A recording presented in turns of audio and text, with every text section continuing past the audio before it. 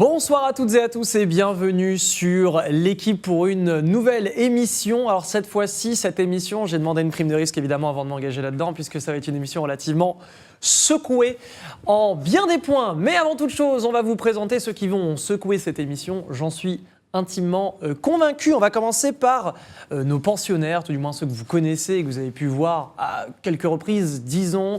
Je vais commencer par celui qui est à ma gauche, Nicolas Maurer, qui est un des grands patrons du TT, que vous avez déjà pu apercevoir dans l'équipe. Comment ça va, mon cher Nicolas ? Hyper bien. Hyper bien.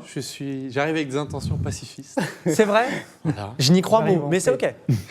Je n'en crois pas un mot, puisque évidemment, on va pouvoir discuter ensemble d'un point qu'il connaît bien. On va vous détailler le sujet tout de suite après, mais on a évidemment le grand plaisir de recevoir Nicolas Maurer en deuxième pensionnaire et quelqu'un que vous avez pu voir à de nombreuses reprises. Il s'agit de Xavier Oswald qui nous rejoint, un homme évidemment qui a évolué dans l'écurie OG et qui s'y connaît un rayon en e-sport, tout du moins suffisamment pour pouvoir être un pensionnaire. Comment ça va, Xavier ? Tout va bien, merci. Ouais. J'ai cru que tu allais dire que j'étais un spécialiste de League of Legends et je pense que j'aurais trompé personne. Ok, mais je peux le dire, je peux le rajouter si tu veux. Spécialiste je maîtrise. Tu maîtrises l'écosystème, le business. Rien. Voilà, je maîtrise rien. Mais depuis quand il faut savoir maîtriser pour parler ? Ça, c'est. Tu sais qu'il y en a qui en ont fait des carrières. Et dans l'e-sport encore. Et dans l'e-sport, voilà, il y a des exemples. Drijo, d'ailleurs, Drijo est là. Bah moi, je suis un escroc éternel. Allez, bam, ça part. Et justement, en transition toute choisie, alors il connaît League of Legends par le prisme des équipes avec lesquelles il évolue au quotidien. Drijoka est avec nous aujourd'hui. Vous avez pu l'apercevoir durant l'émission de la saison 1, notamment. Comment ça va, Drijo ? Ça va très bien. Je viens aussi avec des intentions pacifiques, tout à fait, pour cette discussion cordiale. Oui. Et voilà, je suis très content d'être là. Directeur commercial chez Watt Social Club, notamment, qui épaule Solari et la K-Corp. Aujourd'hui, des intentions pacifistes, certes, mais un palmarès qui commence à peser sur League of Legends. Alors moi, j'ai pas de palmarès, mais j'aide ces équipes-là sur leurs sujets commerciaux et de structure, on va dire, stratégie de financement en général. Ouais. Très bien. Et enfin, le dernier invité qui nous rejoint, alors c'est sa toute première, pas de pensionnaire, mais qui sait, hein, dans les prochaines itérations de l'équipe, on en parlera après, hein, mais on va peut-être bien le devenir. Romain Sombric est avec nous, un des cofondateurs de MCES, qui a fait le déplacement depuis Marseille pour venir assister à cette émission. Donc déjà, merci d'avoir répondu à cette invitation. Tout va bien, Romain, en cette belle soirée ? En pleine forme. Ouais, on arrive de Marseille, on est là, de façon pacifiste aussi. Très bien entouré. Je remplace Olivier Jaubert, si j'ai bien compris. Je passe un petit mot d'ailleurs. Le dernier, il n'est jamais revenu. Il a quitté l'e-sport d'ailleurs. Voilà, il a arrêté. Donc, on ne se relève pas a priori de cette émission. En tout cas, celui-ci se relève tous les mois. Hein, c'est Paul qui est avec nous encore une fois pour faire sa propre émission. Tout va bien, Paul ? Bah écoute, oui, tout va bien. Je suis content d'être là. On veut régulièrement réinviter un peu ces gens-là. Drijo, ça faisait très longtemps qu'on ne t'avait pas eu. Avant le confinement. Avant le confinement. Ouais, avant le confinement. C'était juste avant le confinement, cette fameuse émission au mois de mars. Ouais. Avec Olivier Jaubert. Donc. On espérait que ce soit fatal, mais non. En fait, non, t'es là. Non, moi, je suis indéboulonnable. Non, mais il est indéboulonnable. On a essayé de le réinviter à plusieurs reprises, d'ailleurs. Non, mais je viens de Rennes, moi aussi, donc c'est un peu comme Romain. J'habite pas à Paris, donc c'est pas. Faut s'organiser pour venir. Ouais. Concrètement, on aurait pu faire un espèce de banquet, je pense, pour aborder le sujet du soir. Il y a beaucoup de gens qu'on aurait pu inviter en plus de vous, donc considérez-vous comme des privilégiés.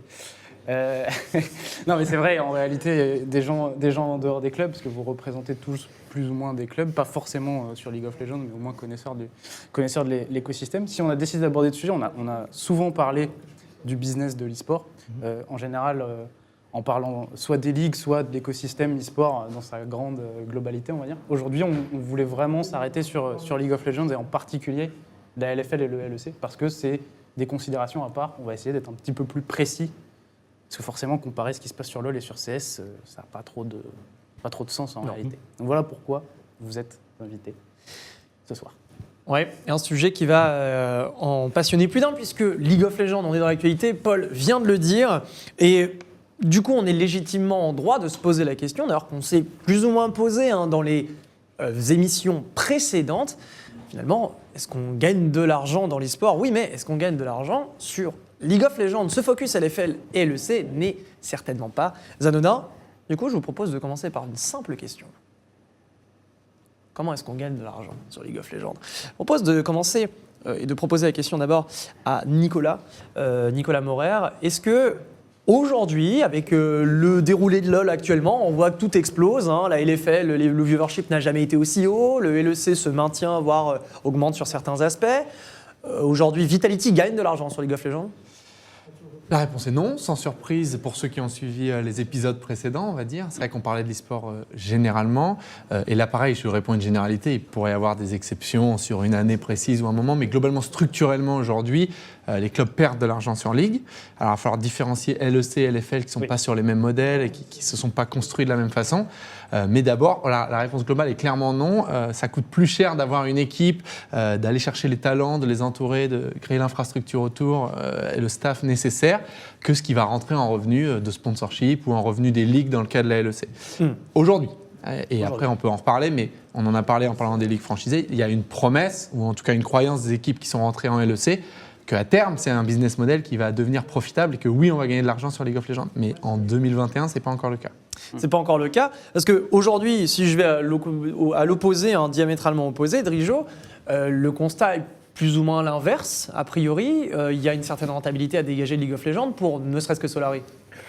Pour le cas particulier de Solari, en fait, aujourd'hui, les équipes qui gagnent de l'argent, là où tu as à gagner de l'argent, Sakor, il explique bien, c'est pas sur l'e-sport de League of Legends. C'est-à-dire que tu prends l'activité propre chez Solari ou chez n'importe quelle équipe, qui est j'inscris mon équipe à la LFL, elle fait des compétitions, j'ai du sponsoring sur ça, et ça ne gagne pas d'argent. Ce qui gagne de l'argent sur le modèle économique de Solari, c'est ce qu'il y a autour, c'est la médiatisation, c'est les TV, etc. L'activité club e-sport, actuellement, il y a...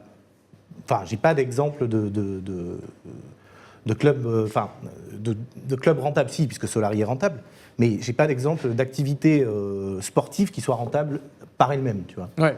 Même un G2 aujourd'hui. Désolé, je te coupe, mais... Je suis pas assez dans les comptes de G2, mais je pense qu'ils dépensent beaucoup plus que ce qu'ils font rentrer. Ouais, donc c'est certain que non. G2, ils ont d'énormes coûts, que ce soit pour maintenir leurs équipes qui sont plutôt très compétitives en général. Ils ont beaucoup de content creators, donc d'influenceurs. Ils ont un énorme staff, donc non. Moi, ce qui m'inquiète, c'est que tu poses la question même G2. C'est-à-dire que tu penses, tu penses que G2 gagne de l'argent sur LoL. Moi, c'est probablement un des derniers clubs que je mentionnerais comme étant rentable sur LoL. Et cette année, c'est particulier parce qu'ils ont aussi vendu Perks. Donc non, mais ça, c'est deux choses différentes. Là, différentes, quand on parle de gagner de l'argent, on parle d'un budget annuel structurel. Après, tu peux avoir en effet des phénomènes où tu vends un joueur, ça ne rentre pas dans l'activité rentable. Par contre, en termes de cash, donc à un instant T, oui. Mais sauf si c'est le modèle économique. Donc, on prenait la question du modèle économique. On pourrait considérer donc les Drijo, comme on peut dire rentrant que l'activité, comme dans le foot.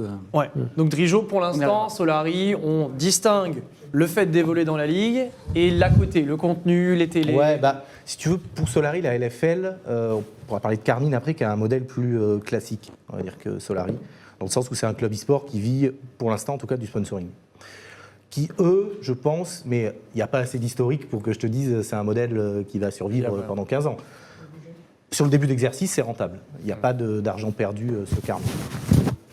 Sur Solari, oui, l'activité club e-sport, elle n'a pas de rentabilité elle-même, quoi. D'accord.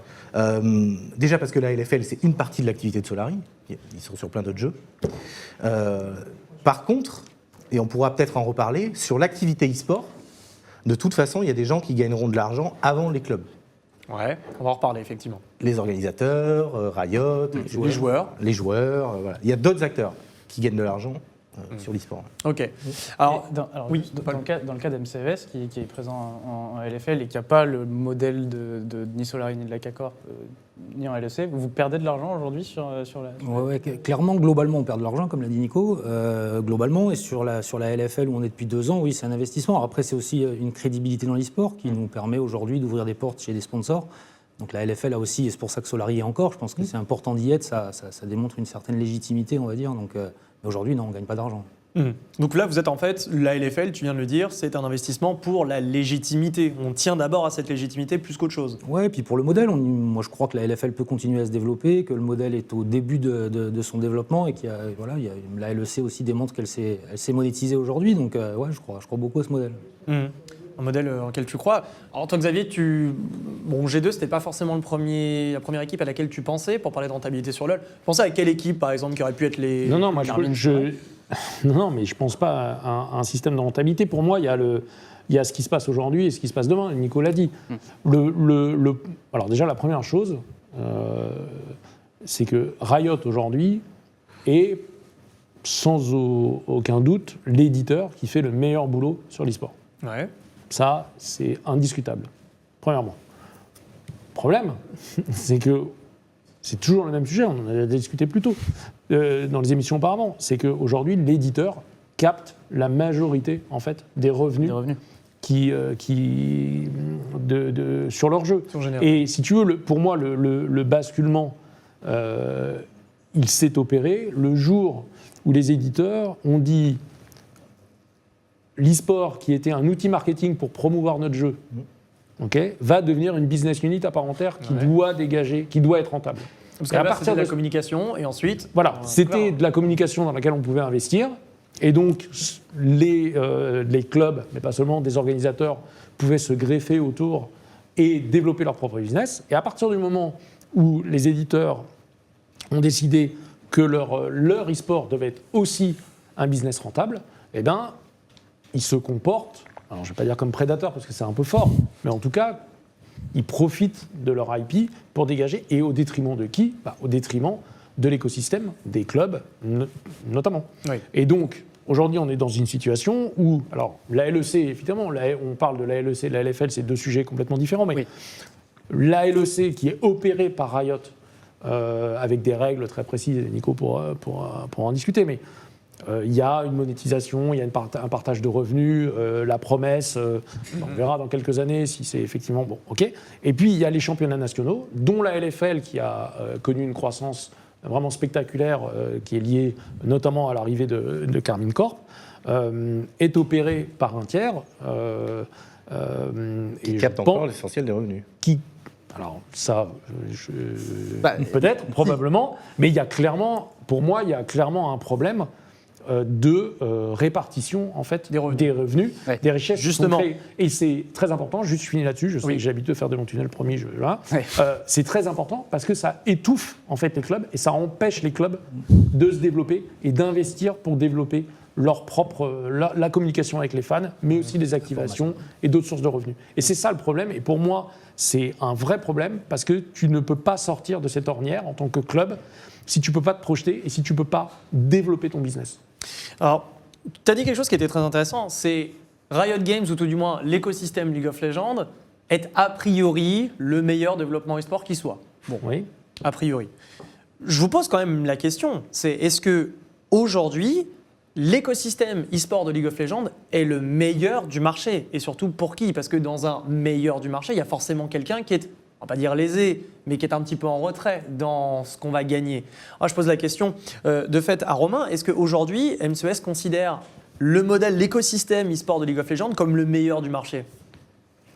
Alors, pour moi, Riot prend le bon chemin, en tout cas. Je viens du monde du sport, comme vous le savez sûrement. Je pense que la structuration qui est mise en place par Riot, il va falloir du temps. Effectivement, ils captent beaucoup du revenu aujourd'hui, mais on sent qu'ils ont envie de créer quand même une espèce de business partner chez les équipes de LEC et celles de LFL. En tout cas, c'est des discussions qu'on a eues avant le lancement du championnat, où on a vu aussi un peu de pouvoir de négociation se mettre en place avec des équipes qui parlent entre elles face à Webedia et face à Riot. Donc je pense que ça va évoluer, tout ça. On est au début.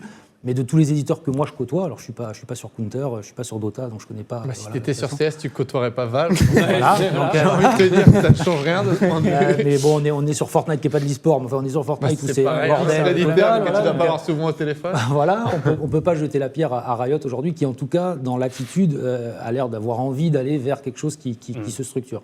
Mais on est encore loin. Non mais pardon, mais en fait si tu regardes en fait aujourd'hui, Nico dit ok, il n'y a pas. Pardon ? Attention au tunnel. Non, promis. Il n'y a pas un club en fait aujourd'hui qui gagne de l'argent ou qui n'en perd pas sur LoL. Okay ? Donc comment font aujourd'hui les clubs pour vivre ? Comment ils ont fait ces 3 dernières années ? Ils ont procédé à des levées de fonds. Okay ? Donc ils sont allés voir des investisseurs, ils ont dit tu prends une partie de mon capital et je te donne de l'argent qui va te permettre de développer. Okay.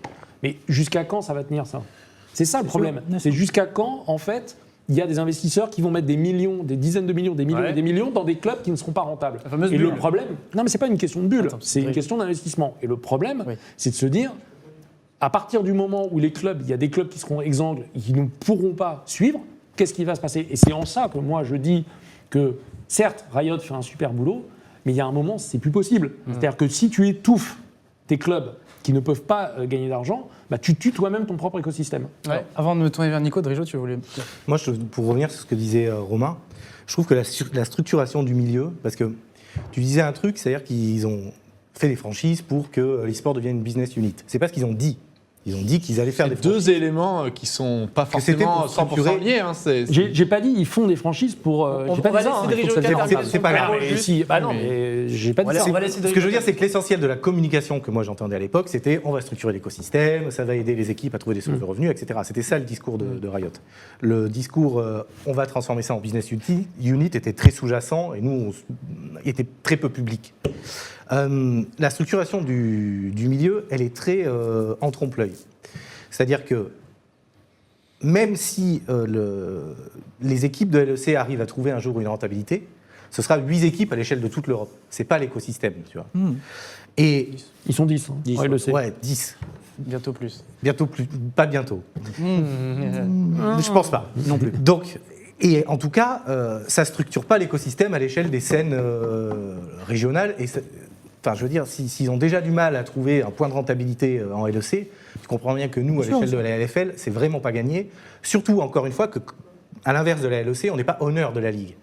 Donc ça veut dire que les structures qui sont en LFL, Webedia, qui est l'organisateur, et Riot leur doivent strictement rien, tu vois. À part compter sur leur bonne foi, et je sais que c'est un truc que tu dis souvent, tu comptes beaucoup sur la bonne foi de Riot.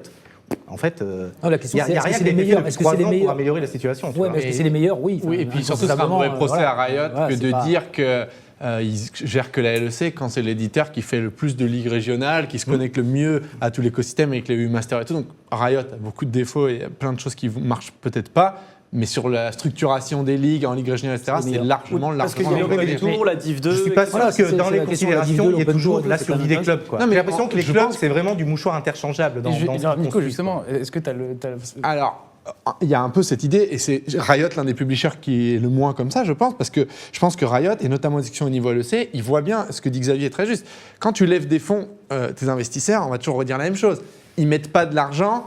Enfin, ils mettent de l'argent parce qu'ils croient que demain, ils vont récupérer leur billet avec un multiplicateur. Ils savent qu'ils peuvent perdre, hein, c'est le risque de l'investissement, mais il y a au moins un chemin où il y a une promesse de rentabilité. Si ça ne marche pas et que pendant 10 ans, il faut remettre, au bout d'un moment, les gens arrêtent. Tu ne peux pas à l'infini croire que ça va tourner s'il n'y a aucun signe d'inflexion structurelle, on va dire. Donc, je suis d'accord avec Xavier, ça ne peut pas durer 20 ans comme ça.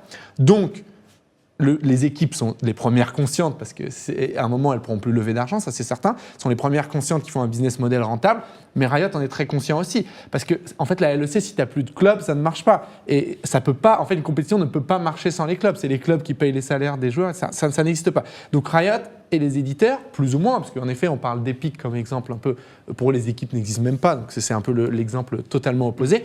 Mais Riot est plutôt un éditeur qui se rend bien compte de ce sujet-là, en tout cas à un niveau LEC dans les discussions. Et quelque chose qui est assez clair, c'est qu'il y a 2 points pour qu'on soit rentable. Il faut, développer les revenus. Ils ne sont pas assez gros aujourd'hui. Ouais. On parlait des droits médias, mais c'est aussi le revenu sponsoring. Tous les revenus de la Ligue doivent être plus gros, parce qu'on les partage entre pas mal de personnes qui font partie de la LEC. Mais pour moi, il y a un sujet dont on parle beaucoup trop peu, c'est aussi le contrôle des coûts. C'est-à-dire que c'est toujours se parler avec le football, par exemple. Si tu fais augmenter les revenus x10, mais que tes coûts sont x10, j'allais y venir. Tu n'as rien résolu à part des plus gros chiffres et plus d'argent à la poche des joueurs. Ce qui est, encore une fois... Il ne faut pas se méprendre sur ce qu'on dit, que les joueurs gagnent beaucoup d'argent, c'est très bien, c'est eux qui sont forts, c'est eux qui sont sur le terrain ou sur le Rift, en tout cas c'est eux qui performent, c'est très bien qu'ils gagnent beaucoup d'argent, mais il faut que la valeur elle soit répartie de manière fair et pérenne. Donc le sujet c'est non seulement développer les revenus, mais aussi limiter ou travailler sur la réduction des coûts. Justement, il n'y a pas eu des erreurs qui ont été commises de ce côté-là, il y a 3-4 ans de la part des clubs justement qui... Mais en fait ça le problème, c'est pas forcément facile à comprendre, parce que je suis d'accord que d'un point de vue extérieur, ça a l'air simple. Les clubs disent il faut qu'on dépense moins, structurellement on dépense trop, ça a l'air simple de dire je dépense moins. Mais ils sont cons, ces clubs. Pourquoi ils ne s'arrêtent pas de dépenser? En fait, c'est plus compliqué que ça. Tu as 10 équipes, dans la LEC, tu veux gagner, et jusqu'à hier, hier c'est ça, pas avant-hier, et ben jusqu'à hier, il y en avait eu que 2 plus Alliance une fois qui avaient gagné la LEC. Donc, tout le monde veut la gagner, mais c'est très compliqué. Donc tu peux te dire, tu peux te dire autour d'une table, on va dépenser moins, soyons rigoureux nous les clubs. Alors déjà attention parce que l'entente c'est interdit d'abord de réduire par exemple les salaires des joueurs et de s'entendre là-dessus. Mais même si tu te disais structurellement faisons des efforts collectifs, c'est bien beau, mais à un moment tu as un cap sur le marché. Et alors, c'est là où on n'est pas d'accord. D'abord, je vais exposer ce que j'ai à dire, ensuite tu pourras ne pas être d'accord. Donc quand tu as un cap sur le marché, toutes ces équipes qui se disaient dans le blanc des yeux, on va être sérieux et rigoureux, il y a une équipe, prenons Vitality, on est des mauvais élèves, on le sait actuellement, on est mauvais. Si on avait l'opportunité d'avoir le meilleur joueur de la ligue, et on ne va pas passer cette opportunité. Donc ce que tu peux te dire, de faire des efforts et d'être un bon élève et d'avoir une bonne conscience et de travailler à la réduction des coûts, si ce n'est pas encadré d'une manière légale et contractuelle, ça ne marche pas, puisque à un moment, quelqu'un va enchérir pour avoir le meilleur joueur. Et tout ce que tu t'es dit, ça a tellement de valeur à niveau individuel d'avoir le meilleur joueur et de gagner la ligue, que au moment, tu es aussi obligé de raisonner individuellement. Donc en fait, le raisonnement collectif, tout le monde est d'accord, il faudra dépenser moins, mais à niveau individuel, tu as toujours un move qui est intéressant de dépenser plus. Donc si tu n'encadres pas les coûts et les dépenses des clubs de manière légale, et il y a plein de procédés. Aux États-Unis, ils ont le salary cap qui n'est pas légal. Ils ont de la draft aussi. T'es long, Nico, là. Donc je finis, et tu as l'UEFA a abandonné le fair play financier, mais c'était une piste parmi d'autres. Il y a plein de méthodes. Il y a le rugby en Angleterre qui réduit les coûts. Il y a plein de méthodes. On va y venir parce qu'il y a en tout cas, une autre ligue. Pour finir mon point, il faut développer les revenus et réduire les coûts, ou en tout cas les contrôler pour qu'on arrive à quelque chose de pérenne. Nico, là, il n'y a qu'à Faucon. Non, non, il y a plein de choses à faire. Il y a 2 choses. Il y a le fait qu'un des sujets de la LEC, c'est de dire il n'y a plus de rétrogradation sportive. Donc on est dans une ligue fermée, on risque plus de descendre. Donc les clubs, selon moi, peuvent prendre des risques. Non, pas s'entendre. Peuvent prendre des risques sportivement. C'est plutôt ce qu'ils ont fait. Et prendre des risques sportivement, ça veut dire essayer de former des jeunes, etc. Et ta course à la star, mais attends, ta course à la star mène en fait la course à l'augmentation au salaire. Et tu pouvais, si tu regardes, je prends Vitality, mais si tu regardes les 2 dernières années, tu aurais pu.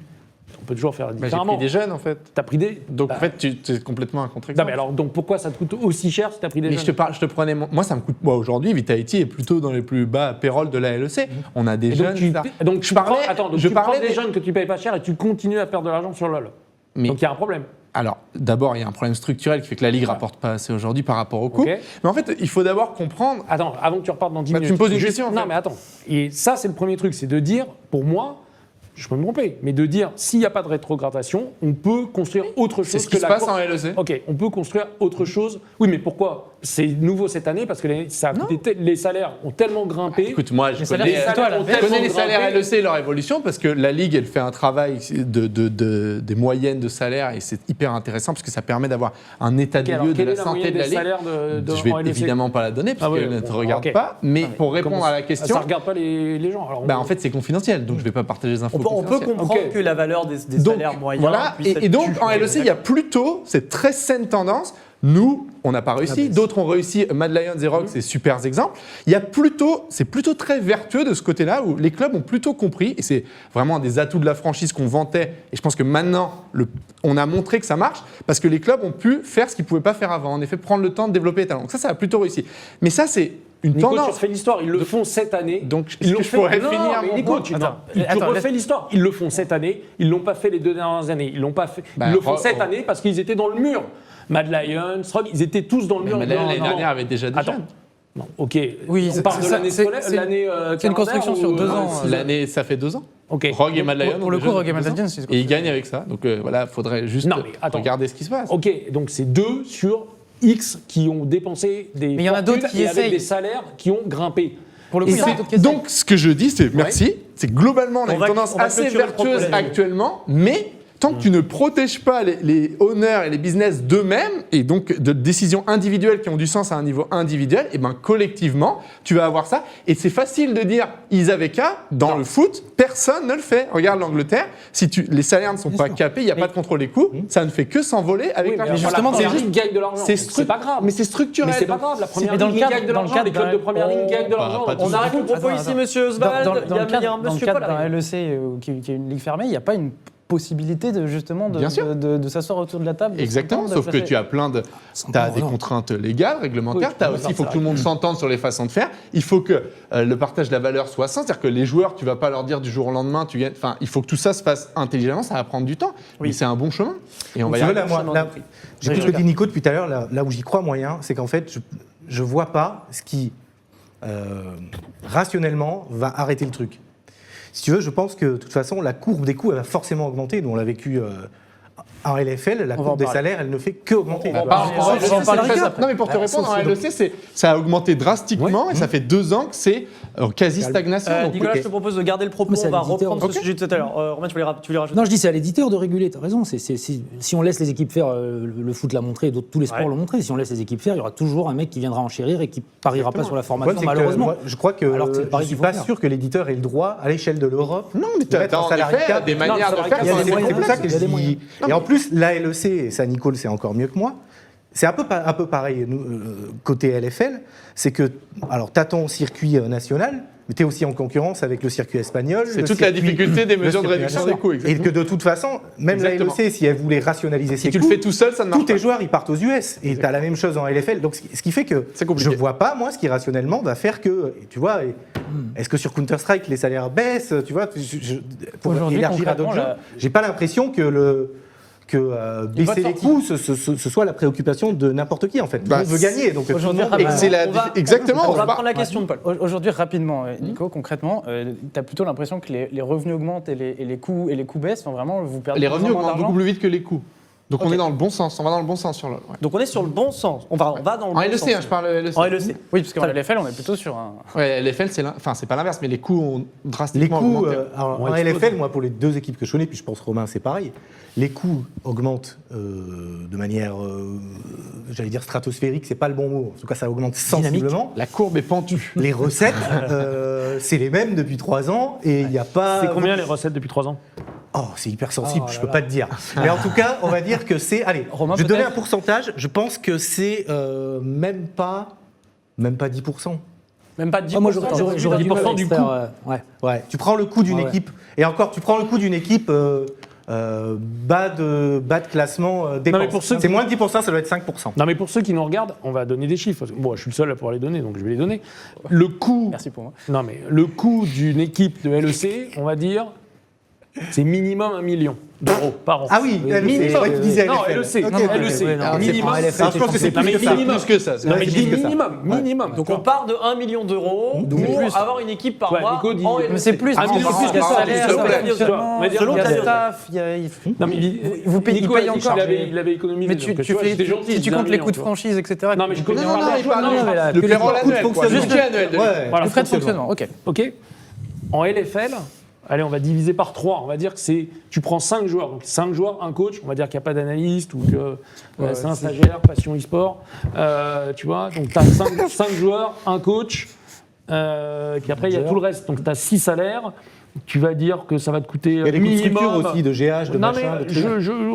Vas-y, sport, tu vois. On va dire donc 200, 300 000 euros. On va dire le salaire entre 2500 et 5000 par mois. Tu vois. Là, tu fais le calcul. Là, tu es dixième de LEC. Voilà, non, mais tu vois, entre 2500 et 5000, tu vois. Je reste. Bon, bah, t'arrives, tu fais le calcul, tu es à 300 000 euros par an. 300 000 euros par an ou par mois? Minimum. Par an. Jamais. Calme-toi. Attends, c'est pas en LEC. On regarde. Sinon, Romain serait venu en Attends, c'est pas pareil là, je serais pas venu en train. C'est minimum entre 300, on va dire entre 300 et peut-être 600 ou 700 pour les plus grosses. D'accord. Donc c'est ça. Donc quand Drijo dit ça dégage 10 000 euros, 10%, pardon, de ce que la Ligue. Donc ça fait 30 000 euros. Donc il faut, tous les ans, il faut. Non mais. Oui, non, il y a un point qui est problématique. La LFL, tu peux pas trop faire cette comparaison. La LFL n'a pas de modèle de partage des revenus. Non, mais je fais pas de comparaison avec la LEC. Je donne les coûts. C'est pas. C'est juste les revenus de la Ligue, mais en réalité, c'est pas les revenus de sponsoring, etc. C'est une petite partie. C'est exactement ça. Mais c'est le problème aussi aujourd'hui. On va laisser parler Romain. Non, mais c'est exactement ce que tu dis. C'est-à-dire qu'aujourd'hui, effectivement, on est à peu près dans ces chiffres-là. Pour une équipe de bas de tableau, les 300 000, c'est vraiment bas de tableau. Donc pour le coup, là, je connais bien la situation. C'est difficile de dire le sponsoring de League of Legends, mais globalement, ça doit représenter à peu près 10-15% effectivement de tout ça. Donc on fait des levées de fonds, effectivement. Jusqu'à quand? Là, il a raison, Nico. C'est jusqu'à quand les investisseurs? Voilà, c'est ça le vrai problème. C'est que si Riot ou Webedia ne partagent pas un peu du gâteau, bah, ça va devenir très compliqué. Et peut-être même dès l'année prochaine. D'ailleurs, moi, quand je suis arrivé en LFL, il y avait Rogue et AAA. Ils sont plus là, ils nous ont quittés comme ça, hop, ils sont passés, voilà. Même cette année, où on a vu... Là où c'est problématique... Et même cette année, en fin d'année, il y a peut-être des équipes qui n'arriveront pas à repartir l'année prochaine. Hein. Actuellement, les revenus de la LFL, et beaucoup de la LEC, je pense, c'est tout ce qui est sponsoring. Il y a une limite aussi au sponsoring. Bien sûr. C'est-à-dire que tu ne vas pas pouvoir enfiler les perles... Prenons l'exemple de la LFL que je maîtrise mieux.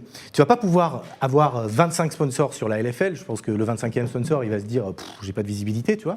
Et puis il y a une limite au marché français. Donc il y a une limite tu vois, je pense que Aldi, qui est un des gros sponsors de la LFL, il y a une réalité du marché français. Demain, il va pas sponsoriser la LFL 10 millions d'euros par an, quoi, tu vois. Donc c'est pas possible.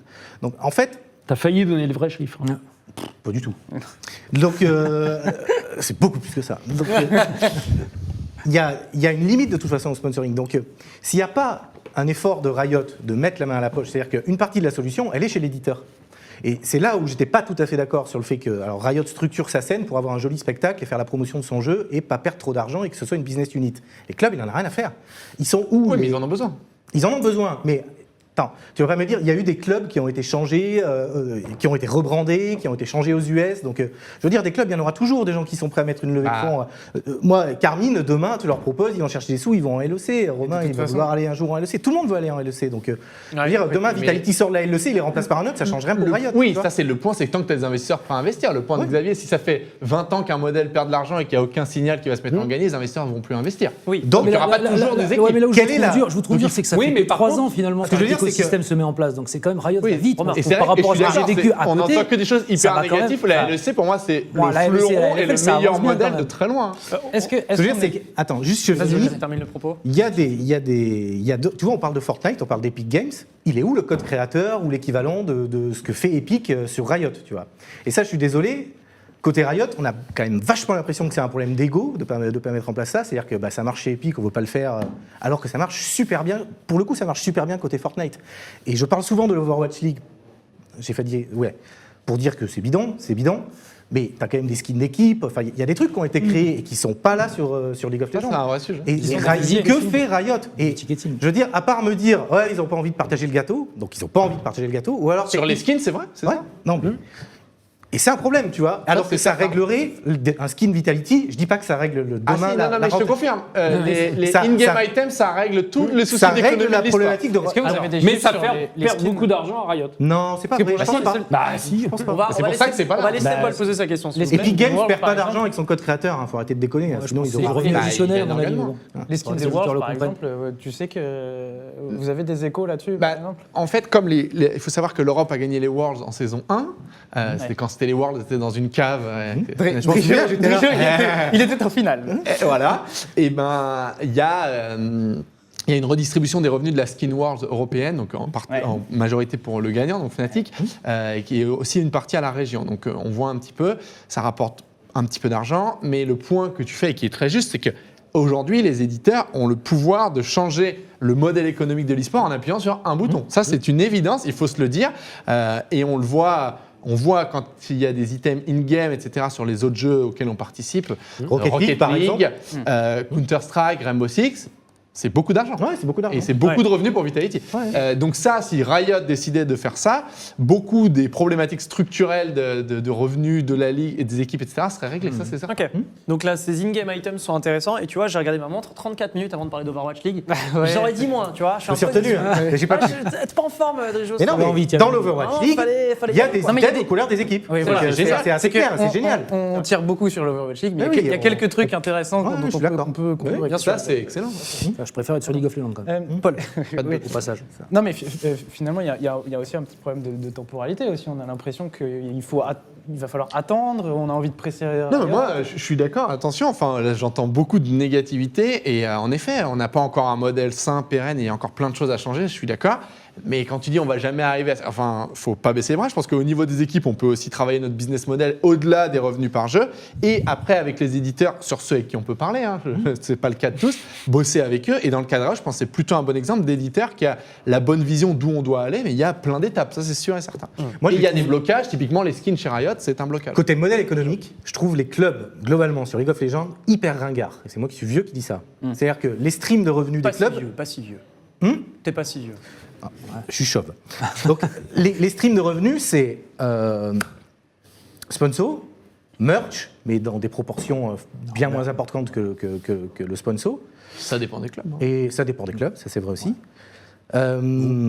Et puis au-delà de ça, ticketing en théorie, mais.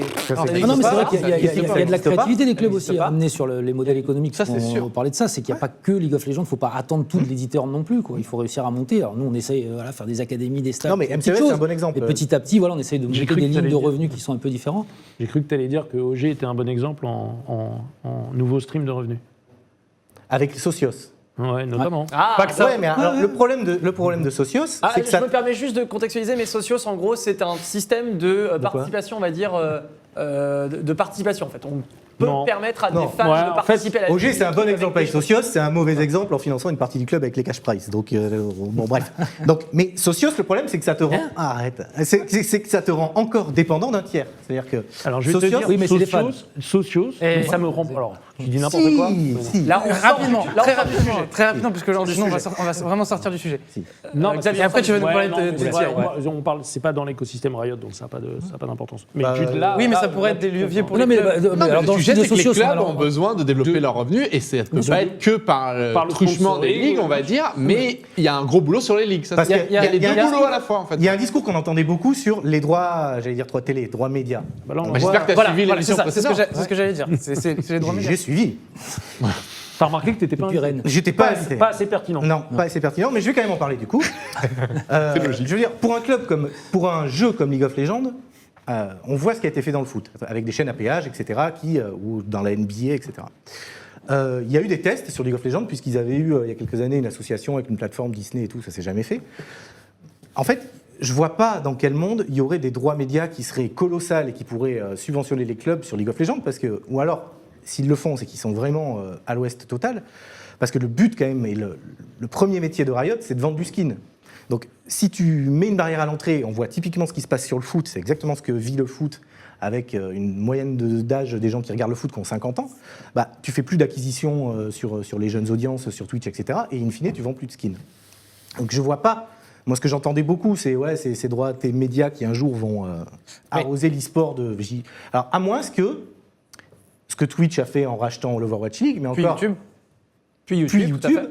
Ce qui a alimenté encore un peu l'éditeur, et puis un partage de revenus. Bon, je suis pas sûr qu'en Overwatch League, il soit beaucoup plus rentable non plus, quoi, tu vois. Donc, moi, j'attends de voir le nouveau stream de revenus des équipes League of Legends. Il y a eu ces discussions sur le LEC récemment, mais aujourd'hui, c'est vraiment, on en a déjà parlé, mais c'est un levier qui n'est pas activé. Qui est activé, mais qui n'est pas... Parce qu'il n'y a pas le même niveau de compétitivité des diffuseurs. On va pas refaire le débat. Il n'y a que Twitch qui a une position dominante, ça nuit à la monétisation des droits. C'est aussi simple que ça. Du coup, c'est pareil en LFL, il n'y a pas de... Du coup, vous avez parlé de la LFL et du LEC, parce que on m'a dit de dire du LEC, je vous entends dire la LEC depuis tout à l'heure. Les acronymes anglais. J'ai envie de me gratter là. Donc, fais comme tu sens. Alors du LEC, après oui, de la LEC. Fais-toi plaisir. Taper 1 ou taper 2 pour du ou de la LEC. C'est d'abord un système de ligue, on va dire, on va parler de ligue ouverte, ligue fermée, qui du coup change drastiquement la manière dont les clubs vont bénéficier ou pas de certaines sources de revenus. Maintenant, si on revient sur la LFL.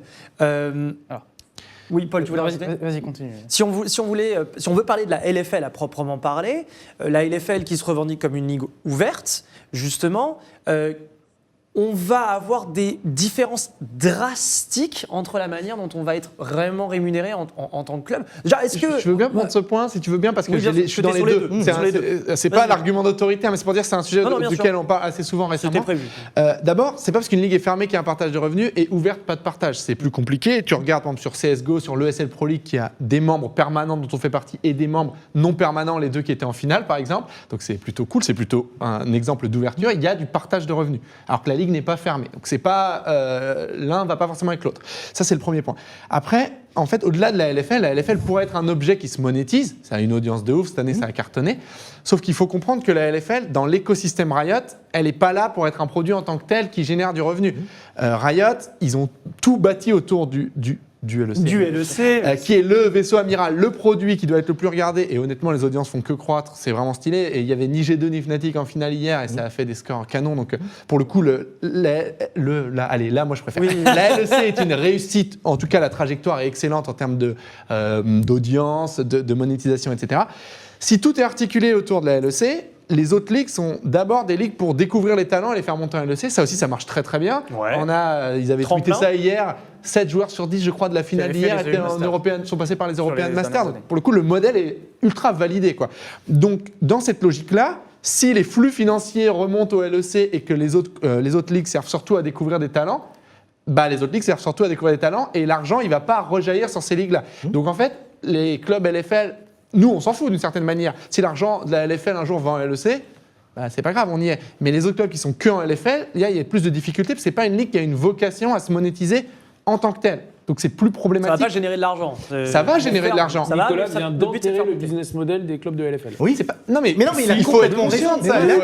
Moi je dis pas bien ou pas bien. Je dis aujourd'hui Riot a organisé son écosystème. S'il vous plaît, Romain là-dessus. Tu l'as dit un petit peu tout à l'heure. Aujourd'hui, on peut pas avoir une approche quand on a une équipe d'e-sport qui est que League of Legends ou LFL. Nous, ça fait partie d'un mix produit. À nous d'aller vendre ensuite une visibilité globale, une histoire. Donc pour nous, la LFL elle nous amène cette légitimité dans l'e-sport parce que c'est quand même le plus beau championnat d'e-sport en France en tout cas.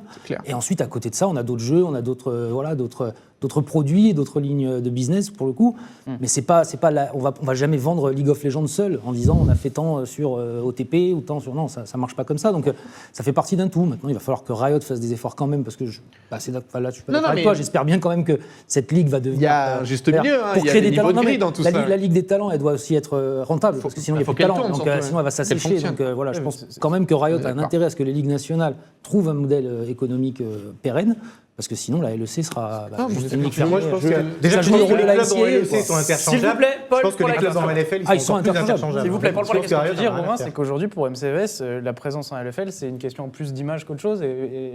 Non, c'est un tout. Moi, je crois quand même que le business de la LFL peut se développer, arriver à se pérenniser dans une vision globale. Je ne me verrais pas avoir juste une équipe en LFL. Je crois qu'il y en a très peu qui l'ont d'ailleurs, ça doit arriver. Mais là, le modèle, il est très compliqué à aller vendre et à rentabiliser, puisque c'est minimum 300-400 000 euros par an, comme l'a dit Xavier tout à l'heure. Mais parce qu'il y a, comment tu peux trouver, il y a d'autres choses à côté pour MCES aussi. Voilà, il faut, bien sûr. Non, mais le problème, c'est... Xavier. Je peux pas révéler ce qu'on a vécu avec Nico à Berlin il y a quelques années, mais pour dire sans dire, c'est à quel moment, en fait, les équipes de LEC vont aller voir Riot en disant « Bon, les championnats nationaux, ça monte un peu trop, ça nous fait un peu d'ombre, on a quand même payé 10 millions pour rentrer dans la ligue, on dépense X millions par an. À quel moment, à défaut de tuer les championnats nationaux, on limite en fait leur croissance qui nous fait un peu d'ombre ?» Et ça, c'est un vrai problème. Enfin, pour moi, qui suis extérieur à l'écosystème, c'est un véritable problème. On fait monter la CACORP en LEC. Non, mais tout le monde ne peut pas aller en LEC. Et pour aller faire monter la CACORP en LEC, et pourquoi pas MCES, pourquoi pas GameWard, etc.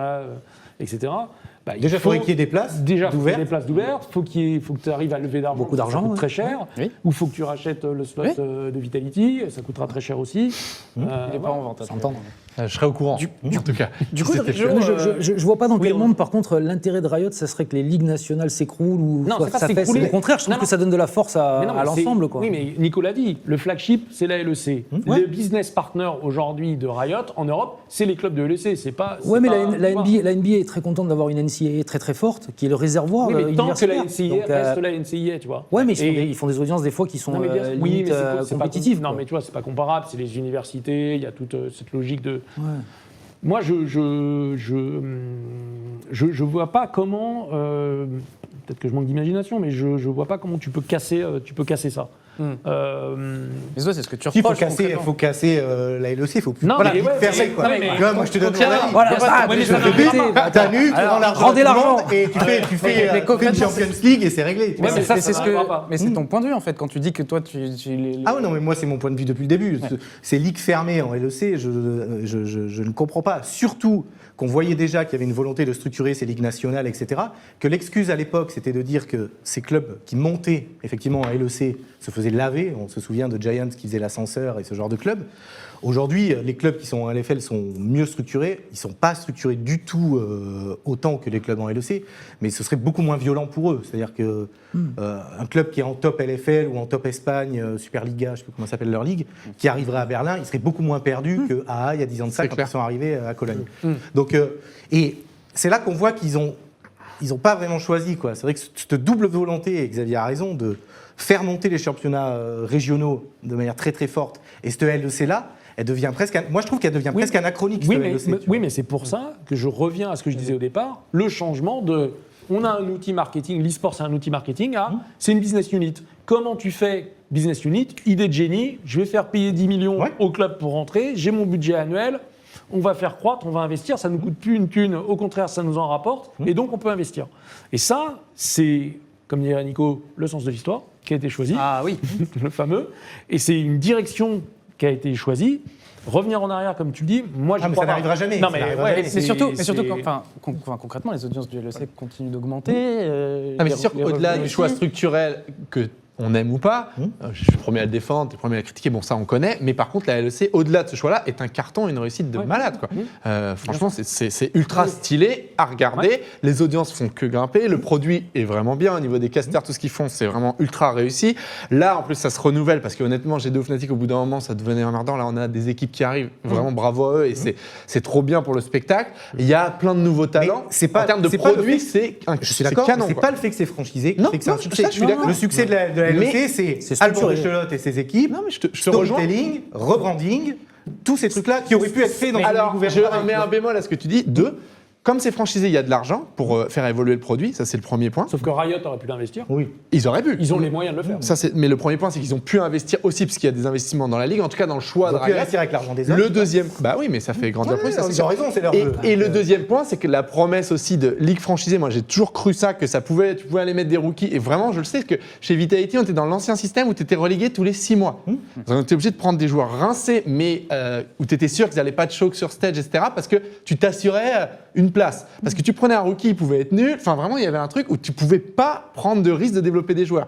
Et ça, j'y croyais beaucoup sur l'arrivée des franchises. Et ça, c'est ultra validé et réussi. Je pense qu'à l'époque, les rookies étaient vraiment rookies. C'est-à-dire que les rookies de l'époque, ils n'étaient pas en LFL, ils n'étaient pas en super. Enfin, ok, mais les clubs ont pu prendre ces risques qu'ils n'auraient pas pu prendre avant avec le risque de relégation. Ça, c'est stylé, c'est réussi. Paul, tu voulais rajouter. Mais à l'inverse, aujourd'hui, on se retrouve avec un espèce de blocage où il n'y a plus de place pour certains rookies qui se retrouvent. Ça n'a aucun rapport avec les franchises. Dans un LEC, il y a 50 joueurs. Si t'es le 51e, t'es pas en LEC. Si, ça a une place parce que si la ligue n'était pas fermée, quand l'équipe est rincée et qu'elle est bottom LEC, elle dégage. Bah là, c'est pareil. Nous, on a fait monter des joueurs de l'échelon d'en dessous et plein d'équipes le font. Donc ça change quoi? Si t'es pas au niveau en LEC, franchise ou pas, tu sors. Là, je vois pas. Les franchises, mais pour les clubs qui ont fait maturer un peu ses talents en ERL, c'est pas le même problème. Ah bah ça c'est sûr, c'est certain que la position d'un club purement... Nous, cette double casquette, ça nous permet de développer les jeunes et potentiellement de les faire monter. Parfois ça marche pas, voilà. Mais le principe, nous, notre pitch aux joueurs pour nous rejoindre dans l'AFL, c'est pas on va gagner la LFL, si on la gagne tant mieux, là on fait 3e, c'est pas mal, mais c'est surtout là tu vas être inclus dans le pool. Tu vas être inclus, t'entraîner avec les joueurs LEC et tu pourras monter. Donc ça, oui. Mais quand tu es une équipe purement LFL, oui, il y a le danger que demain, il y ait l'appel de l'équipe LEC et que le joueur gagne 5 fois plus et qui s'en aille. Et ça, c'est compliqué à gérer, je pense. Et ce qui, d'ailleurs, est pour moi, je l'avais déjà dit dans une émission précédente, est un vrai problème. C'est-à-dire qu'en LFL, qui est le championnat de France, tu te retrouves avec effectivement des équipes académies de clubs de LEC qui ne jouent, comme tu dis, nous on s'en fout de gagner. Enfin, on s'en fout, c'est très bien de gagner la LFL. On aurait préféré qu'on gagne. Évidemment, qu'on fasse la finale contre Carmine plutôt que perdre contre Misfit. Mais c'est pas ton objectif numéro 1. Et ça, si on fait le parallèle avec le foot, avant, les équipes, les centres de formation pouvaient pas aller plus haut que la 3e division. C'est toujours le cas, non? Ils sont en CFA2. Oui, voilà. Et maintenant, c'est la CFA2. Donc en fait, toi, ton équipe, elle devrait jouer l'Open Tour et pas la LFL. Peut-être. Si on le schéma, tu vois. Moi, je me suis adapté au format Riot. Du coup, t'en penses quoi, Romain? Non, mais le fait que les équipes LEC aient une équipe en LFL, ça fausse un peu la donne. Ça, je suis entièrement d'accord avec toi. Par contre, je pense qu'effectivement, avec toute ligue fermée, il faut accompagner le développement de Ligue nationale, de Div 2 et du monde amateur. Je pense qu'il n'y a aucun travail qui est fait aujourd'hui au niveau du monde amateur pour les plus jeunes. Voilà, c'est vraiment le néant total de la part de Riot et des acteurs globalement. Et qu'il n'y a que ça qui pourra permettre de former les talents de demain qui viendront faire augmenter le niveau de la ligue et donc le spectacle, etc. Donc, ligue fermée, pourquoi pas? Moi, je suis pas fermé, justement. Mais voilà, avec toute la structuration qui va en dessous sur le monde amateur, quoi. Est-ce que, on en peut parler un petit peu tout à l'heure, est-ce que justement la LFL n'est pas en train de prendre le même mauvais exemple, on va dire, que le LEC avec cette augmentation des salaires? Mais complètement. Là, cette année, alors particulièrement... Alors déjà, il y avait, avant que Carmine arrive en LFL, les salaires déjà augmentaient tous les ans. La Carmine est arrivée, donc. Mais t'avais quelques équipes qui s'en fichaient, tu vois. C'est pas Carmine qui a fait monter les prix. Non, mais attends. Les salaires augmentaient. Mais tu vois, t'avais quelques équipes, genre Solari, ils payaient pas très cher leurs joueurs. Puis là, ils ont vu Carmine arriver, donc voilà. Tout le monde s'est pris au jeu. Et là, cette année, oui, les salaires ont fortement augmenté à LFL. Et je vois pas, en vrai, ce qui va faire baisser les salaires en LFL. Je veux dire, d'année en année, ça va continuer de monter. Et d'année en année, tout le monde va courir après son modèle économique. Et d'année en année, l'argent reversé par l'organisateur, enfin les deux co-organisateurs qui sont Webedia Riot. Mais là, donc on est ultra d'accord. Si tu n'as pas de mesures structurelles pour encadrer la montée des coûts, ils vont monter. Sauf que ces mesures structurelles sont méga compliquées à mettre en place parce qu'il y a des limites légales. Tu veux pas dire en France on paye tant parce qu'à côté la LFL elle va être complètement dépréciée vers ce championnat espagnol, etc. Donc c'est un sujet compliqué. Mais là où je suis d'accord avec toi, si tu fais rien, il se passera rien. Donc il y a un vrai enjeu à se mettre autour de la table et à faire bouger les choses. Mais ce qui veut dire aussi en LFL qu'il y a le risque que des clubs ne soient pas capables de suivre ça parce qu'on ne peut pas lever des fonds tout le temps. Il y en a deux qui ont disparu. Il y en a qui peuvent disparaître. En Div 2, finalement, il n'y a pas tellement de réservoirs. Là. Si demain on arrive avec des clubs de LFL qui ne peuvent plus l'année prochaine assumer le budget, qui va les remplacer quoi. C'est dur aujourd'hui d'exister pour MCES en LFL.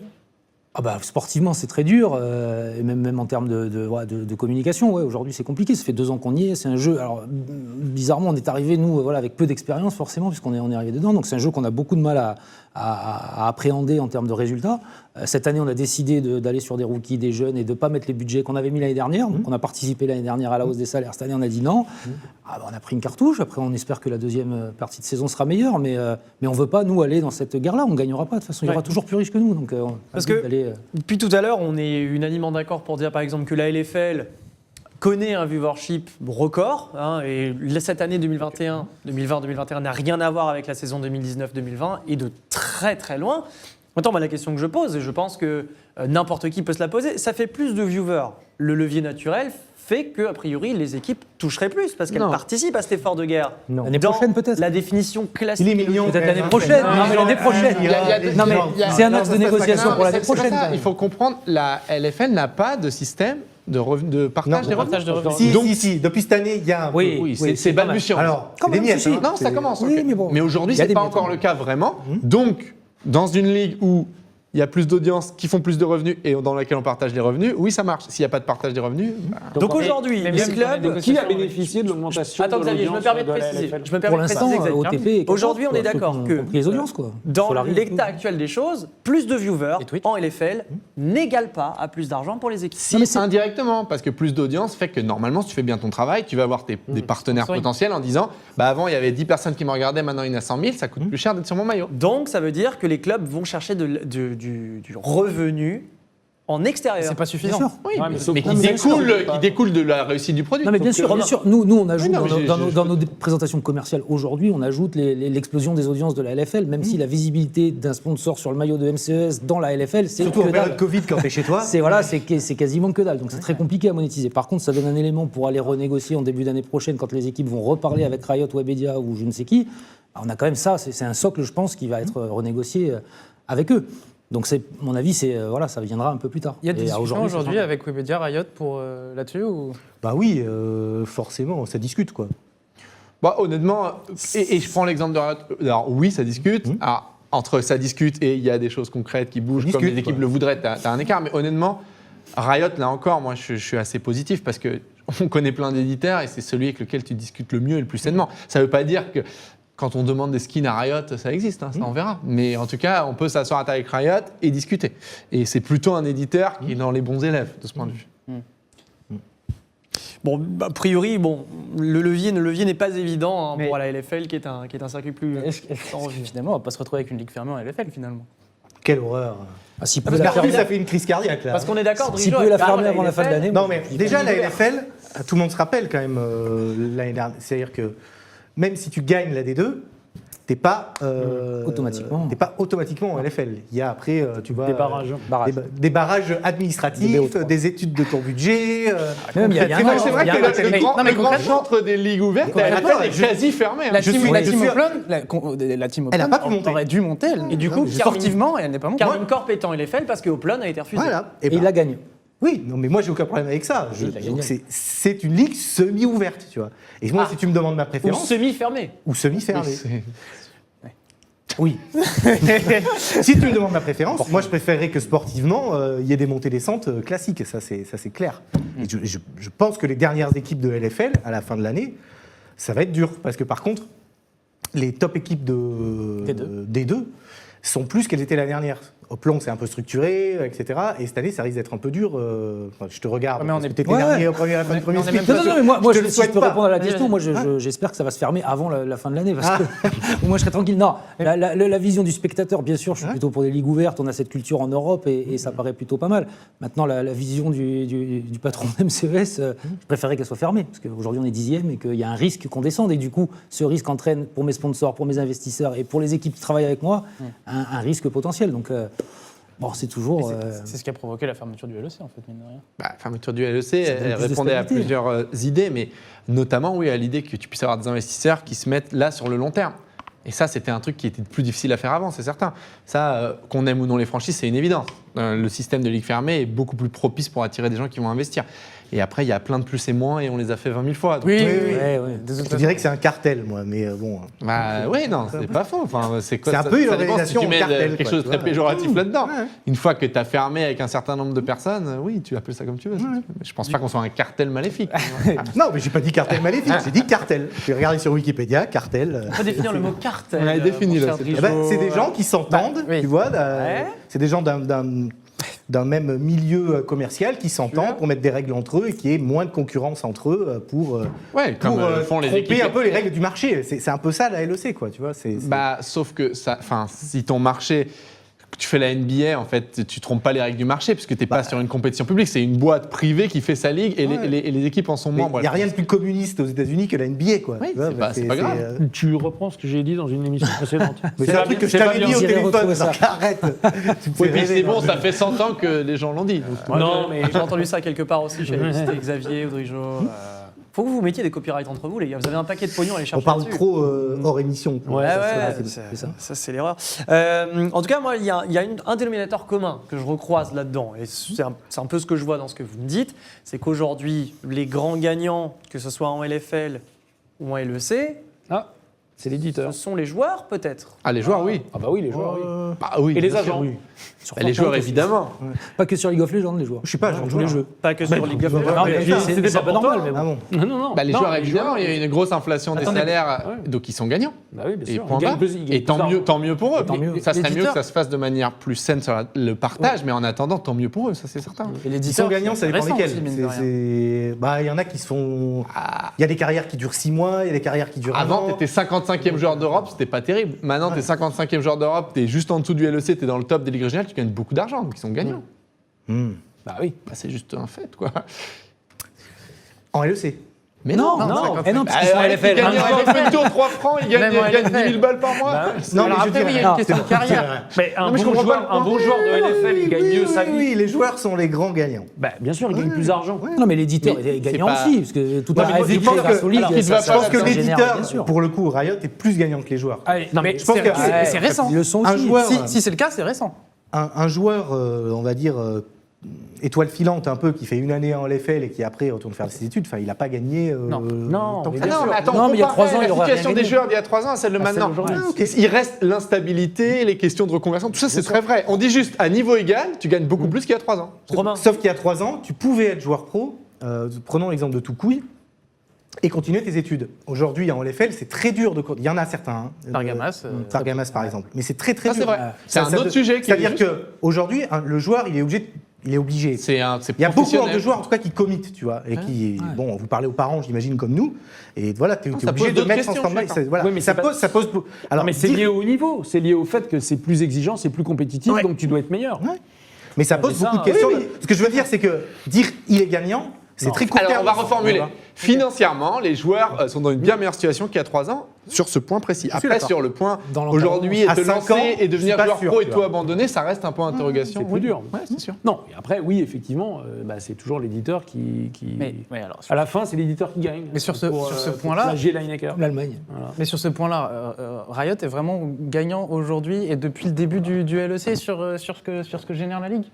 Je suis pas sur ce que génère la Ça Ligue. dépend, si tu regardes la business unit e-sport, non. Non. Après, si tu regardes Riot gagne beaucoup d'argent. Et comment tu mesures ce que l'e-sport a apporté au succès du jeu? De manière évidente, c'est une partie. Très clairement, plein de gens.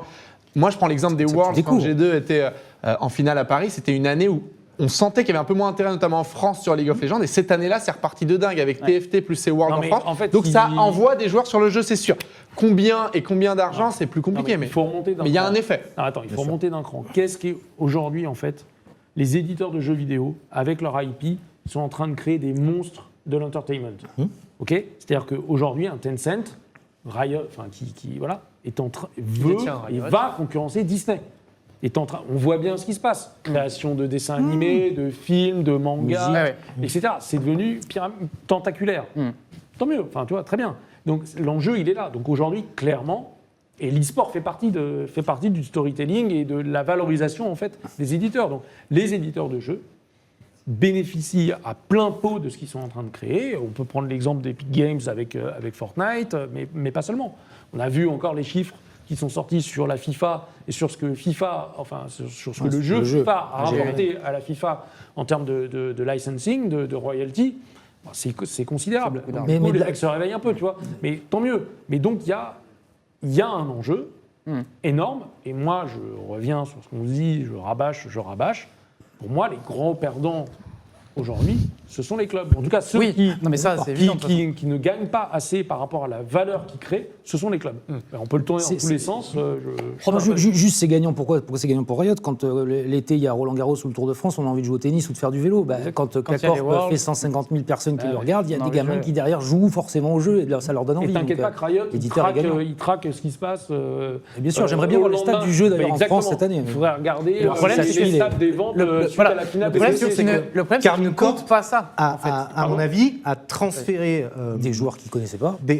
A fait une acquisition de nouveaux joueurs pour Riot, beaucoup plus que n'importe quel OP qu'ils ont fait avec Hugo Décrypte, je sais pas quoi. Le problème étant qu'ils ne comptent pas ces revenus finalement indirects dans ce que génère l'e-sport. En fait, on va prendre l'exemple de K-Corp, puisque K-Corp aujourd'hui, on voit l'explosion de l'audience de la LFL, on peut imaginer que K-Corp, vu les chiffres que fait Kameto quand il stream, quand il joue leur match, etc., a un rôle évident dans cette croissance d'audience. Que retire K-Corp aujourd'hui de cette audience, au-delà du travail qui est fait, ils existent, c'est une question légitime d'ailleurs, ils Drijo. sponsorisent, etc. Vous en retirez quoi tout ça? Mais de la Ligue, moi je suis pas chez K-Corp, mais qu'est-ce qu'ils en retirent de la LFL? La même chose que Romain, c'est-à-dire pas grand-chose. De l'exposition. C'est indirect. Oui, mais alors dans ce cas-là, c'est ça permet d'aller vendre ça à des sponsors, ça permet de faire l'audience, d'avoir une exposition. Le fait d'avoir les droits aussi, ça ramène des subs, ça ramène un engouement autour de Kamel au-delà de ça. Alors, mais c'est indirect, mais dans ce cas-là, c'est comme pour Kamel, Riot avec les skins. Je prends juste Kamel, tu vois, tu me parles de sub ou d'audience, demain il aurait décidé de se lancer dans une série d'émissions de cuisine, il aurait fait les mêmes subs et la même audience. Donc, oui, mais il l'a fait. Mais parce que ça le fait kiffer, tu vois. Oui, bien sûr. Mais... Donc, à l'échelle du modèle économique du club, ça lui rapporte aucun stream. Tu vois. Alors, par contre, oui, il sépare les revenus, les revenus. Non, je dis j'ai une question après. Vas-y. Il sépare les revenus du stream des revenus du club, d'accord. Mais il y a des revenus indirects qui sont liés à cette présence dans la LFL. C'est sans commune mesure. C'est encore ce que je te disais tout à l'heure, c'est-à-dire que l'activité club sportif, elle a aucun revenu. Bien sûr. Bien sûr. Les revenus, ils viennent derrière. Sauf cette année. Je pense aujourd'hui, pour répondre à ma propre question de l'émission que j'ai faite avec Kameto, je pense qu'aujourd'hui, en fait, Kameto est plus au service de son club que son club est à son service. A priori, c'est même le projet. Non, mais par rapport aux revenus, puisque Paul posait la question, je pense qu'aujourd'hui, c'est évident. Paul, tu voulais rajouter? Justement, je me posais la question, moi, de savoir si, mais tu y réponds, si pour des influenceurs, s'il y a un intérêt à aller dans l'e-sport, parce que j'en ai quelques-uns avec qui j'ai discuté, qui se disent je me lancerais bien, parce que ça ramène du contenu, je sais pas. Moi, alors, le kiff. Ouais. Et deux, ils y croient. Je pense que côté Carmine et côté Solar aussi, puisqu'ils le vivent depuis 3 ans, ils croient vraiment qu'ils peuvent trouver une rentabilité parce que le club est mieux incarné, qu'il est mieux, et puis qu'il y a ce côté influence en plus du club, et qu'il est mieux storytellé parce qu'il maîtrise mieux les codes, etc. On ne peut pas leur donner tort côté Carmine.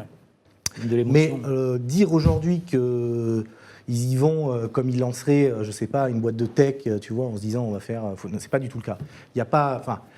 Non, mais tu recherches Tu vois, de l'émotion on à travers parle de Kamel, il y a Prime aussi. Les deux financièrement Ouais. sont pas à plaindre. Oui, non. Du tout. Donc ouais, ils le font parce qu'ils kiffent. Voilà, ils sauraient mieux le dire que moi, mais. Bien sûr, mais non. Mais enfin, on devine aisément l'impact qu'une Carmine Corp peut avoir sur la LFL et finalement la résultante est la même et on imagine pour les autres clubs, je m'en retourne vers toi Nicolas, c'est que du coup si chez Carmine Corp finalement on en tire de la visibilité et c'est à peu près tout, Vitality on essaierait, enfin ce serait quoi le projet en terme? Est-ce qu'on se dirigerait plus vers un modèle Carmine Corp? Sur la LFL ou au global? On peut commencer par la LFL mais j'imagine au global. Alors, d'abord, sur le fait qu'ils ne retirent que de la visibilité, normalement, si tu fais bien ton boulot, ils vont en retirer plus parce que, indirectement, encore une fois, Juste pour carton dire, d'audience, Carmine, donc sponsoring. Overall, mais je pense que c'est déjà un truc qu'il a dit Kamel, et Prime aussi. Sur la première année, le but c'était d'être break-even. Ils seront break-even, tu vois. Ils seront D'équilibrer même son peu. budget. Ah oui, le budget sera équilibré. Stop aux anglicismes. Ce sera même un peu- Tu as complètement raison. ce Et sera puis en même un plus, peu c'est rentable. générationnel, ça peut se poser des problèmes. Donc non, ils seront à l'équilibre. Ils seront voilà. Et je pense qui est même très qu'il rare. y aura un peu de. Oui, c'est Ouais. rare. Ce qui est unique. Oui. Et ça on en Ce qui est est unique, bah non, Solari aussi, ils sont bénéficiaires. sur la première année. Ah oui, largement. Donc, mais encore une fois, donc Solari avec une autre activité autour, toute la télé, etc. Et Carmine, ouais, que sur le sponsoring. Ouais. À l'équilibre est champion, dit Kamel dans le, Mais- dans le, oui. dans le- Non, dans le chat. mais en fait, le problème. Ah, il a le droit de profiter, là. Non, mais le problème, c'est qu'on peut pas le salue, tirer, le on peut rhétor. pas tirer d'une d'exception que sont Carmine et Solari une Oui, règle une pour les autres. généralité, C'est bien ça sûr. le problème, c'est que ça c'est c'est son- son ploy.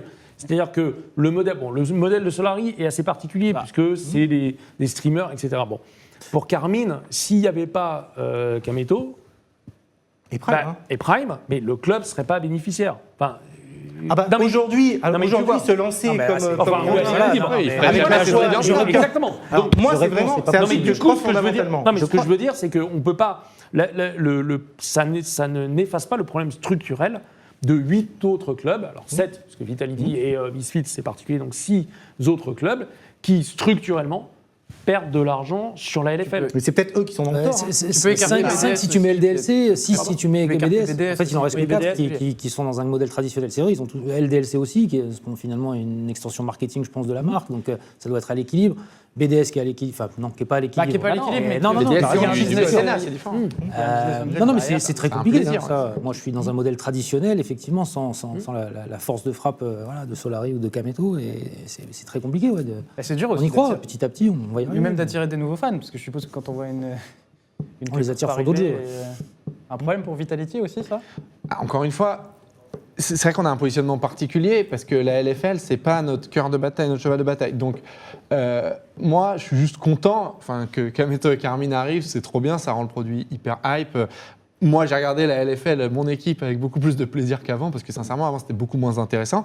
Là, c'est trop bien, tu as un chat à fond, plein de monde qui regarde, le niveau est monté. Donc déjà, d'un point de vue spectateur, bravo, c'est cool, et merci, parce que parmi d'autres éléments, c'est ce qui structurellement fait monter la LFL. Ensuite, nous, c'est pas tellement notre sujet, encore une fois. Nous, on est contractuellement obligés d'être en LFL.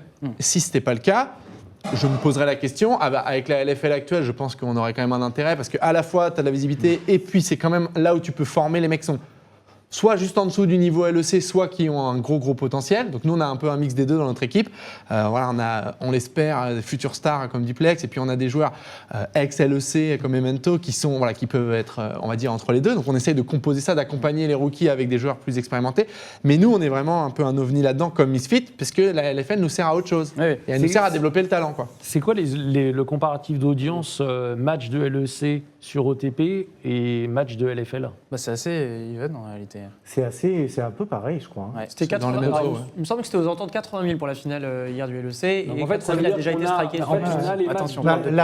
Après, la finale de la LFL, elle a fait plus que ça. hein. Elle a fait un pic d'audience supérieur Ouais. au À la- pic de par le la. pic d'audience. Mais après, là où c'est biaisé, c'est qu'on parle des LEC en France, tu vois. Donc, Oui. Oui, puis il y a... Non, mais je parle moi, bien moi, sûr, je mais regarde- en France, en Moi, je suis France. pas compté sur OTP, je regarde Et les puis LEC sur le cast Riot. Et il y a pas mal, je pense, de gens qui le font en France aussi. Donc attention quand tu... Quelle erreur. Ah, j'adore OTP de ça et je les vois sur la LFL, tout va bien. Quelle erreur. Le cast français, soutenez le cast français. Mais je soutiens. Vous écoutez Mais pas, ouvrez un ce qu'a onglet. fait Riot sur le cast et tout, c'est canon. Ouais, mais le casse français, écoute. Non, c'est vraiment bien. En tant que castor Mais on voit la LFL, tout va bien. On a le meilleur des deux mondes. C'est vrai, c'est tout à fait vrai. On parlait aussi tout à l'heure, très rapidement, de l'ouverture du LEC. J'ai presque envie de rajouter Schalke à ça. C'est des choses que regarde la Carmine quand même. On parle beaucoup de la LFL. On sait que les ambitions de... Tu sais, les investissements de Prime et de Kamel, ça les regarde. Moi, je ne prononce pas sur ça. Ce qui est sûr, c'est qu'il y a ce slot de Schalke qui serait en vente. Je sais pas, c'est toi qui as sorti l'article. Donc voilà, mais maintenant, je sais pas. À consulter sur l'équipe, on rappelle. Oui, mais même au-delà de ça, au-delà de Schalke, c'est quand même une ambition, même annoncée, affirmée. Kamel, de toute façon, il l'a dit. Aussi, ouais. ils veulent aller en LEC. Mais à un moment, il va falloir faire une levée de fonds aussi et rentrer dans ce système-là. Oui. Et si Solari avait l'opportunité de le faire? Ah, je sais pas. Solari, je sais pas. LRB et Narcus, c'était plus... En tout cas, c'est jamais un truc qu'ils ont verbalisé de vouloir aller en LEC. Narcus en ligue fermée, ce serait drôle. Narcus en ligue fermée, pour l'histoire. C'est plus une question à leur poser. Je pense pas. En tout cas, moi, c'est jamais un truc que je les ai entendus dire. Maintenant, tu peux ne pas aimer la ligue fermée et voir que c'est le meilleur produit LoL actuellement et y aller. Ah, mais attends. D'ailleurs, moi, je pense que Kamel, quand il dit je veux aller en LEC, il a raison, puisqu'il veut gagner les Worlds. Donc, bien de sûr. toute façon, pas le choix. il faut y passer. Il veut taper ses cœurs et compagnie. Donc, le chemin, il est droit tracé. Il va falloir trouver des fonds. Et il va falloir aller en LEC, taper les gens en LEC et gagner les Worlds. Donc, il n'y a pas 25 chemins. C'est des choses qui intéressent MCES aussi, on regarde. Oui, bah là, on est 10e de LFL, donc on ne va pas trop la ramener. Mais oui, la LEC, le modèle, moi je l'ai toujours dit aussi, moins publiquement qu'Ameto, mais oui, la LEC, d'abord, c'est quelque chose qui permet aussi de cristalliser les investisseurs, parce que c'est pas simple aujourd'hui d'aller lever des fonds dans le monde de l'e-sport. C'est quelque chose qui leur plaît, qui leur parle, qui est facile à comparer. Alors, bien sûr, des fois, en étant un peu léger sur ce qu'on peut raconter aussi, parce que la LEC n'est pas la NBA quand même. Mais oui, c'est une piste qu'on regarde dès qu'il y a des opportunités. Vous, Vitality, comment vous observez ça? Le fait... Pas seulement la vente du slot de Schalke, mais l'ouverture. En fait, il y a deux sujets. Tu as soit... Oui, c'est parmi les équipes actuelles, quelqu'un voudrait vendre ou serait contraint de vendre, donc c'est la rumeur Schalke. Même si un excellent journaliste a publié là-dessus, ça reste une rumeur à ce stade. Voilà. Si c'est le cas, c'est un peu, ça les regarde. Et là, en l'occurrence, dans le cas de Schalke, ce que ça raconte, c'est que c'est un problème structurel du club. Donc d'abord, ça n'envoie pas du tout un mauvais message parce que c'est pas un sujet LEC, c'est un sujet d'un club qui aurait besoin d'argent. Donc là-dessus, si ça arrive et que Schalke est amené à vendre son slot, nous, il y a deux sujets. Il y a un sujet de valorisation, c'est-à-dire que il faut être honnête, si demain le slot se vendait 30 millions, ça veut dire qu'on a quelque chose, nous, qui vaut 30 millions. Donc on est content. Voilà, je te la fais simple. C'est juste la pure valorisation d'un asset. Et s'il est vendu 10 €, on a un problème. Voilà, donc ça, c'est une évidence. Le deuxième sujet, si tu me demandes qui je voudrais en LEC à la place de Schalke s'ils sont amenés à vendre, je voudrais quelque chose qui fait grandir le plus la LEC, donc la marque la plus forte possible. Ouais. Voilà. Parce qu'aujourd'hui, le LEC, si on a un format à 10 équipes, Et oui, après, il y avait le sujet, s'il y a demain une extension, c'est encore autre chose qu'une vente. S'il y a demain une extension, notre point de vue, il est assez basique. Pour qu'il y ait une extension, il faut qu'il y ait une raison de grandir. Si la LEC cartonne, ramène plein d'argent et qu'on peut faire grossir encore le gâteau, tout le monde sera content de faire une extension. Si les clubs, comme aujourd'hui, n'ont pas encore assez de revenus, etc., ça serait un peu suicidaire de faire une extension. Donc c'est... Parce que Carlos, comme la NBA qui a fait des extensions quand l'économie le permet. Ça me rappelle une des discussions qu'on a eues sur le PL. Ah oui, il y a un an de cela. C'est vrai, c'est pareil. En EPL, la première, la ESL Pro League, elle a intérêt à faire là, il y a un appel d'offres, mais le but, c'est de faire rentrer de nouvelles équipes quand les conditions économiques, quand le produit grandit tellement qu'on se dit, ça va pas le diluer trop d'avoir de nouvelles équipes, ça va au contraire augmenter le nombre de spectateurs. Et dans le cas de la LEC, par exemple, si on avait une équipe russe, par exemple, ce qu'il n'y a pas aujourd'hui, on pourrait se dire on va aussi avoir les fans russes qui regardent la LEC, donc ça pourrait être bien pour la LEC. C'est un exemple. Oui. T'en as plein d'autres. Comme ils préfèrent tous Dota, ça n'arrivera pas. C'est pas faux. Oui. Mais on verra. Non, mais Carlos avait déjà fait une sortie comme ça en disant que... Le président de G2. Oui. Oslot, putain, j'avais perdu son pseudo, c'est chaud. En disant que, en LEC, il y avait des brands qui étaient un peu tirés par les autres, tu vois. Et que le but, c'était pas de faire rentrer aussi, et qu'il en avait un peu marre d'être la locomotive et de tirer un peu le vers le haut. C'est vrai. Il parlait de Rogue avant qu'il gagne le. Non, mais aujourd'hui, tu as G2, Fnatic, d'autres qui tiennent vers le LEC. En ce moment, Vitality, c'est moins le cas. On est sportivement mauvais. Quand on est à le World, c'était autre chose. Aujourd'hui, c'est vrai. Comme nous, par exemple. C'est plus une question question de discours de la brand Vitality, ça va par rapport à Excel. Oui, ça va, tout va bien. Mais ce que je veux dire par là, c'est pas les pires, je pense, en vrai. De quoi? Excel? Ouais. Bon, c'est pas les pires, c'est pas les plus sexy. Bref, ce que je veux dire par là, c'est que tu as le sportif, tu as la puissance des marques, et c'est vrai qu'en LEC, tu as des marques qui sont un petit peu moins fortes, un petit peu plus jeunes, donc ça fait un deuxième aspect. Et puis après, c'est aussi la vie de toutes les ligues. Nous, sur CSGO, on est locomotive sur certaines ligues, il y a des équipes moins fortes. Tu as un côté cyclique du sportif. La question qui est un peu plus structurelle, c'est si ça va bien au-delà d'un cycle sportif, c'est si tu as des marques qui sont vraiment faibles et qui apportent rien à ta ligue. Carlos peut-être pense que c'est le cas de certaines équipes en LEC, tu dis Excel ou d'autres, je ne sais pas. En tout cas, oui, ce qu'on voudrait idéalement, c'est une ligue avec des équipes très fortes dans chaque pays qui ont une tonne de fans et qui font que tout le monde va regarder la ligue, quoi. C'est aussi simple que ça. Parce qu'aujourd'hui, même, surprend le principe de cette LFL. Demain, s'il y a, par exemple, MCES, Vitality, qui se lance un peu plus ou moins dans le même modèle que la Carmine Corp, et qui, du coup, va ça aussi... Ça a beaucoup de sens. Enfin... Vitality ou quelqu'un d'autre. Là, je trace, on va dire... Tu sais que Vitality, à la base, était un peu sur le modèle de Carmine Corp. Historiquement. Vitality, c'est plein de gens, dont Neo et Gotaga, qui sont pour moi les incarnants. Exactement. Et ça s'est lancé comme ça. Et je pense que, tu vois, même pour élargir à d'autres clubs, G2, il y a Carlos, tu vois. Il y a une figure forte. Il y a toujours une incarnation forte. Et je pense pas... Alors, déjà, pour les clubs League of Legends et pour les clubs en général, c'est compliqué. Mais pour moi, les clubs qui ne sont pas incarnés, c'est mort. Ça n'existe pas. C'est dur, quoi. Les seuls qui sont un peu comme ça, c'est Fnatic, parce que la brand a un côté historique et hyper ancienne. Et les gens... Il y a Reckless longtemps qu'il a incarné. Il y a eu Reckless même longtemps. Oui, tu vois le côté honneur incarnant, tu vois. C'est ça que je veux dire. Nous, chez OG, c'était incarné par Notail. Mais tous les clubs qui marchent aujourd'hui, j'ai pas beaucoup d'idées en tête de clubs qui n'ont pas été lancés comme ça par un incarnant très très fort, et qui ont marché. Ouais. Parce que demain, si la LFL, il y a encore plus de structures avec ses incarnants forts, pourquoi pas au niveau de Kamel avec Carmine Corp, demain, ça fait un peu les affaires de Carmine Corp de passer par exemple à plus de slots que ça en LFL avec d'autres. On va dire avoir une sorte de mêlée générale entre les clubs avec ses incarnants. Ça ferait des affaires de Carmine Corp, ça, en LFL? D'avoir plus d'équipes dans la ligue? Ouais. Ça change rien. Je pense que Kamel, il te répondrait j'en ai rien à faire, on les éclaterait tous. Donc ça serait la réponse de Ça, c'est très probable. Attends, on va voir ce qu'ils disent dans le chat. Ouais, je pense que ça doit être ça. Tiens, il est là. Mais en fine, ça change rien, vu que tu vois, contrairement à la LEC, il y a très peu de split de revenus en fait en LFL. Donc, qui est 10 équipes ou 60 équipes. Tes coûts de production augmentent, tu dilues ton broadcast, la valeur de ton produit. Ça veut dire que ça repousserait le jour où éventuellement il y aurait 4 miettes au lieu de 3. Bon, je pense pas que ça change grand-chose en fait. En LFL. Mot pour mot. Je t'assure.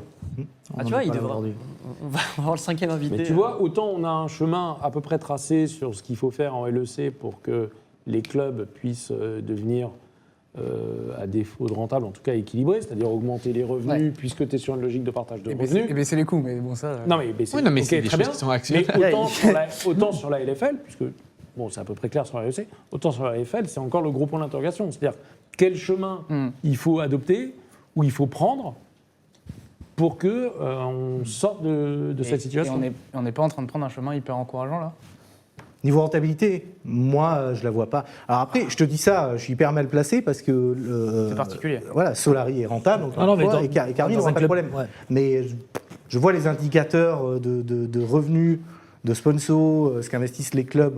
Je vois pas comment un club classique aujourd'hui va atteindre un point de rentabilité prochainement. Ouais, nous en sortie de la LEC, de la LFL, pardon, on entrevoit quand même une rentabilité à 2 ans, donc mais globalement, pas que sur League of Legends, et effectivement que League of Legends peut être vu comme un centre de coût plus qu'un centre de profit potentiel dans une stratégie MCES. Voilà. Donc aujourd'hui, on continue parce que ça nous donne cette légitimité, mais des clubs peuvent se poser la question, encore une fois, de dire on continue pas, qu'est-ce que ça apporte finalement? Et comment tu atteindrais ta rentabilité? C'est ce que j'allais dire. Aujourd'hui, par les sponsoring, donc on a des activités un peu comme les sociaux sur les fans, on a des activités sur les académies et les stages, sur l'éducation, donc on a des lignes de revenus. En dehors de l'activité e-sport. Voilà, mais on est un peu... Connex, évidemment. Exactement, Connex, tout à fait.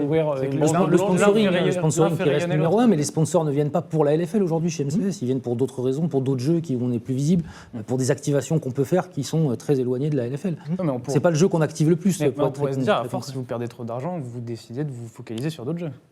C'est possible, oui, tout à fait. Puis il y a plein de jeux, il y a plein de scènes qui démarrent. Voilà, donc c'est pas non plus si Riot à un moment donné.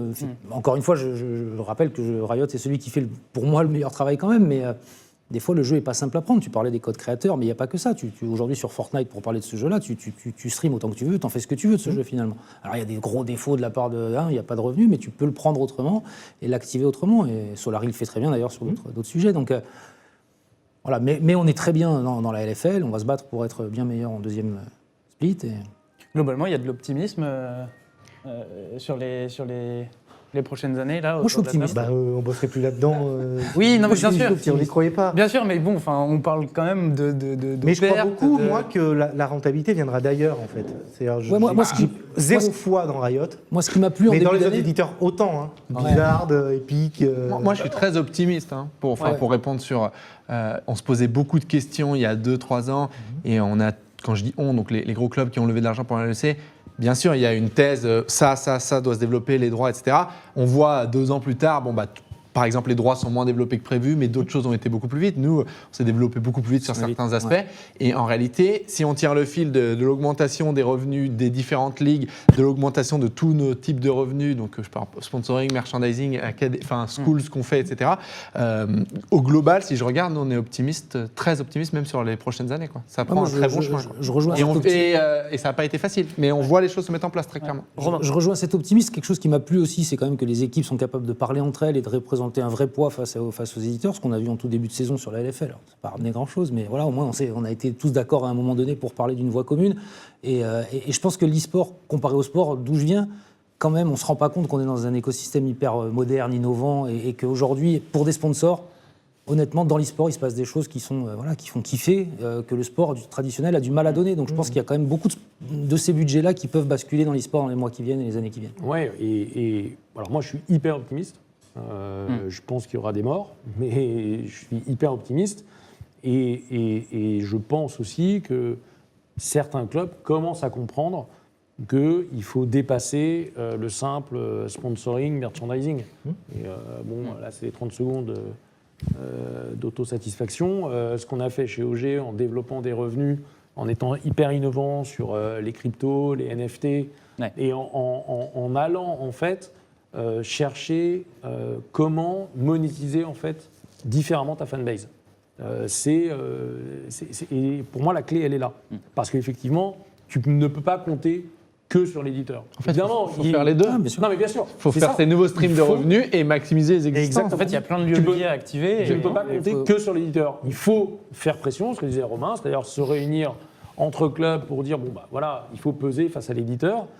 Et il faut aussi être imaginatif et saisir les opportunités qui sont nombreuses sur un marché, encore une fois, qui est en croissance. Quoi. Donc, non, mais bien sûr, mais on a parlé de beaucoup d'inquiétudes aussi.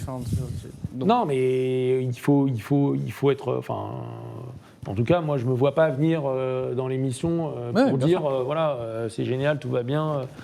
Non, il faut aussi expliquer, par respect aussi pour les gens qui nous regardent, il faut expliquer ce qui va pas, ce qu'on peut améliorer. Évidemment. Et après, si on travaille, je pense que tous autour de la table, si on travaille dans l'e-sport, c'est parce qu'on y croit, parce qu'on aime ça et parce qu'on y croit. Même si Drijo et moi n'avons plus beaucoup de cheveux. Non, mais ce qui est vrai... mais l'e-sport accélère leur chute. Ouais. Non, mais ce qui est vrai, c'est que... Et c'est là où je vois que le discours a un peu changé. Le discours du club, alors c'est marrant parce que c'est pas très vieux l'e-sport, mais du club un peu classique, tu vois, qui disait on fait du sponsor, on fait du merch, et vous inquiétez pas, dans quelques années il y aura des droits TV, ça on l'entend plus. C'est un truc qu'on entendait beaucoup. Tout le monde a compris aujourd'hui qu'il va falloir aller inventer et trouver des sources de revenus nouvelles. On ne peut pas copier le sport. Il y a quelques années, Vitality n'avait pas de télé, par exemple. Aujourd'hui, ils ont une télé. Aujourd'hui, Vitality, c'est aussi un média. Tu vois. Et sur ça, je pense qu'il y a quand même un consensus, mais qui va au-delà de simplement nous quatre. Quoi. Je pense que tous les clubs aujourd'hui... Et aujourd'hui, un club qui est vraiment classique et qui vit de ça, sponsor, merch, et un jour, il y aura des droits télé et qui va faire des levées de fonds comme ça, c'est un club qui va disparaître. Il n'y a pas d'avenir à un club comme ça. Du coup, j'ai une question pour Nico. Est-ce que, du coup, l'axe que tu mets sur le sport, si on prend ce que vient de dire Drijo, tu penses que c'est le mauvais ?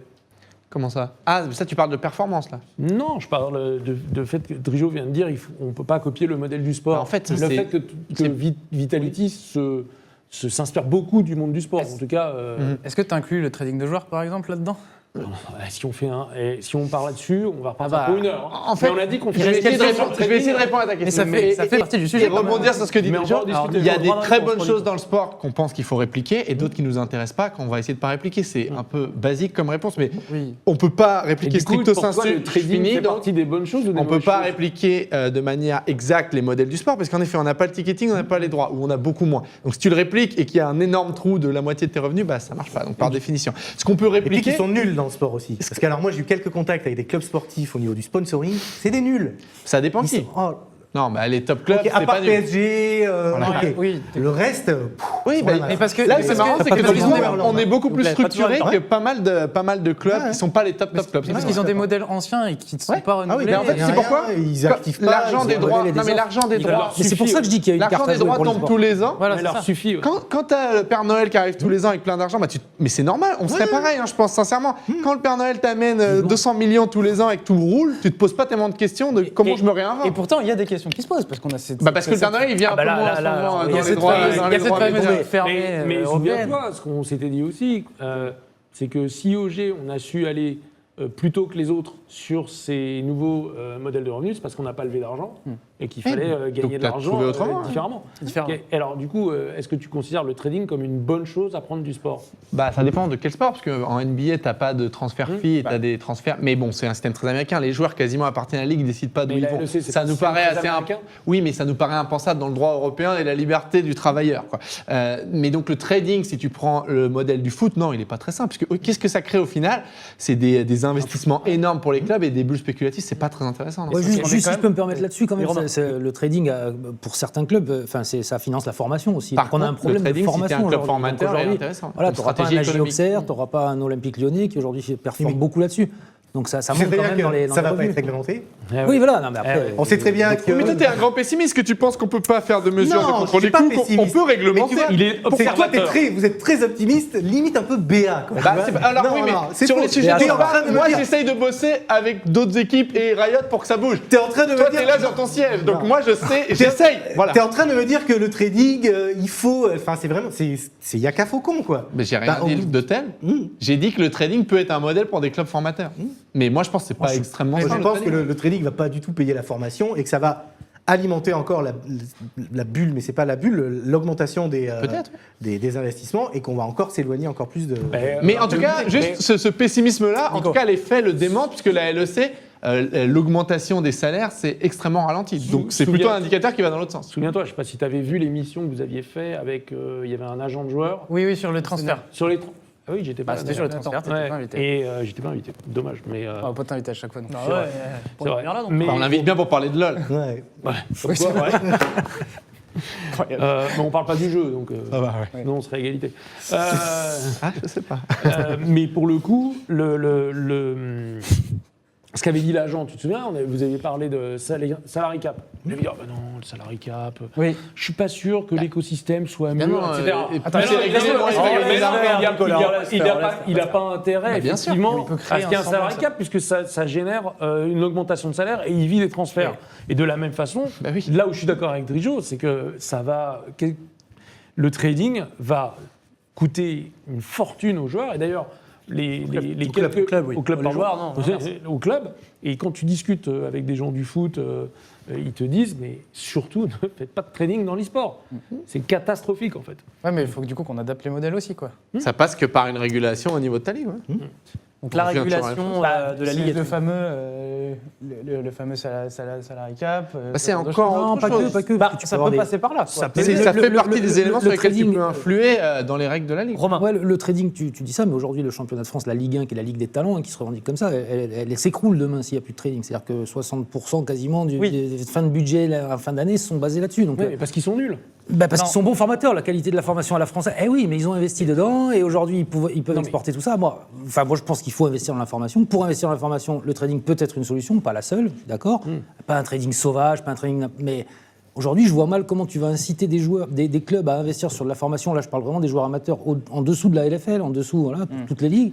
s'il n'y a pas, à un moment donné, une possibilité, un mécanisme de solidarité dans le foot, c'est comme ça que ça s'appelle, la FIFA, il y a un mécanisme de solidarité, le joueur a passé 5 ans chez toi, 13 à 18, à chaque fois qu'il est transféré, tu touches quelque chose. Tu n'as même pas à c'est pas transfert. Sur les non mais voilà, je sais bien, mais je veux dire, le modèle, il est vertueux, parce que du coup, en Afrique et ailleurs, il y a des clubs qui peuvent investir en se disant, on va transférer un joueur tous les 5 ans, ça va nous permettre de... Donc, c'est combien de l'argent qui bénéficie combien Millennium aurait touché? Non, pas ce mécanisme-là.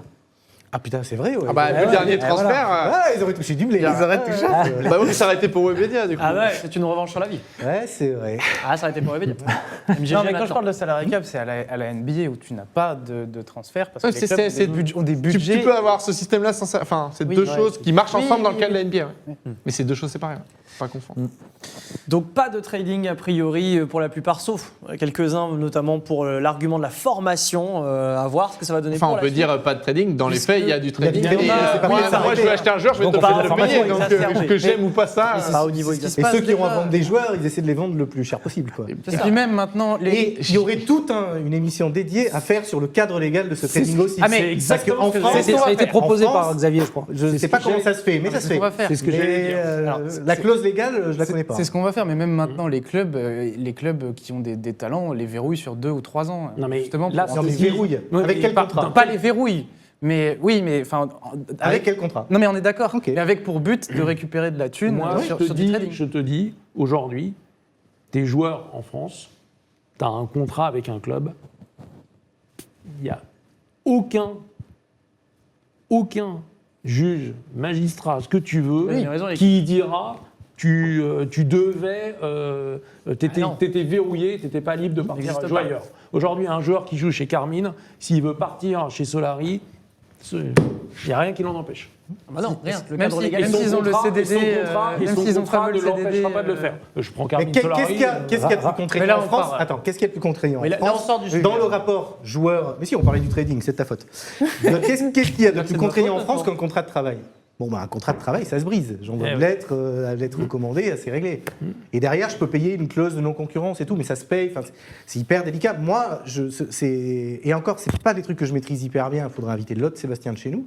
Mais ces contrats qui bloquent les joueurs des années durant et qui font des buy-out, légalement, je les comprends pas et j'ai trouvé encore personne qui me les a expliqués. On en parlera probablement dans la prochaine émission. Et c'est d'ores et déjà un sujet passionnant Ouais. à vous proposer. Bien alors, on a dit les choses. Ouais, le mot BA.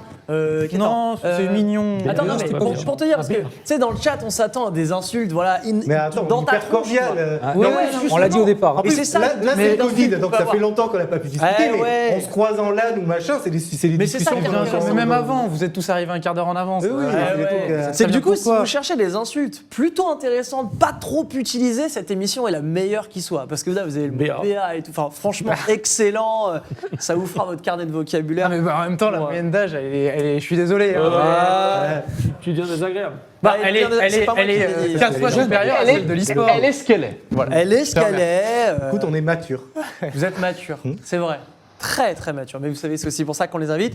Parce qu'ils sont d'abord matures, bien Ça dit 60 ans. Mais puisqu'on parle du business, de maturité. le fait que des gens matures, comme tu dis, et qu'il y en a de plus en plus qui arrivent dans le monde de l'e-sport, montre que ça se professionnalise et qu'on sort d'un amateurisme qu'on a tous plus ou moins connu, alors, qui était... c'est après le sport à la papa, c'est l'e-sport à la papa, c'est terminé, quoi. Très bien. L'e-sport à la papa, c'est terminé. Mais le fait d'avoir ce genre de débat.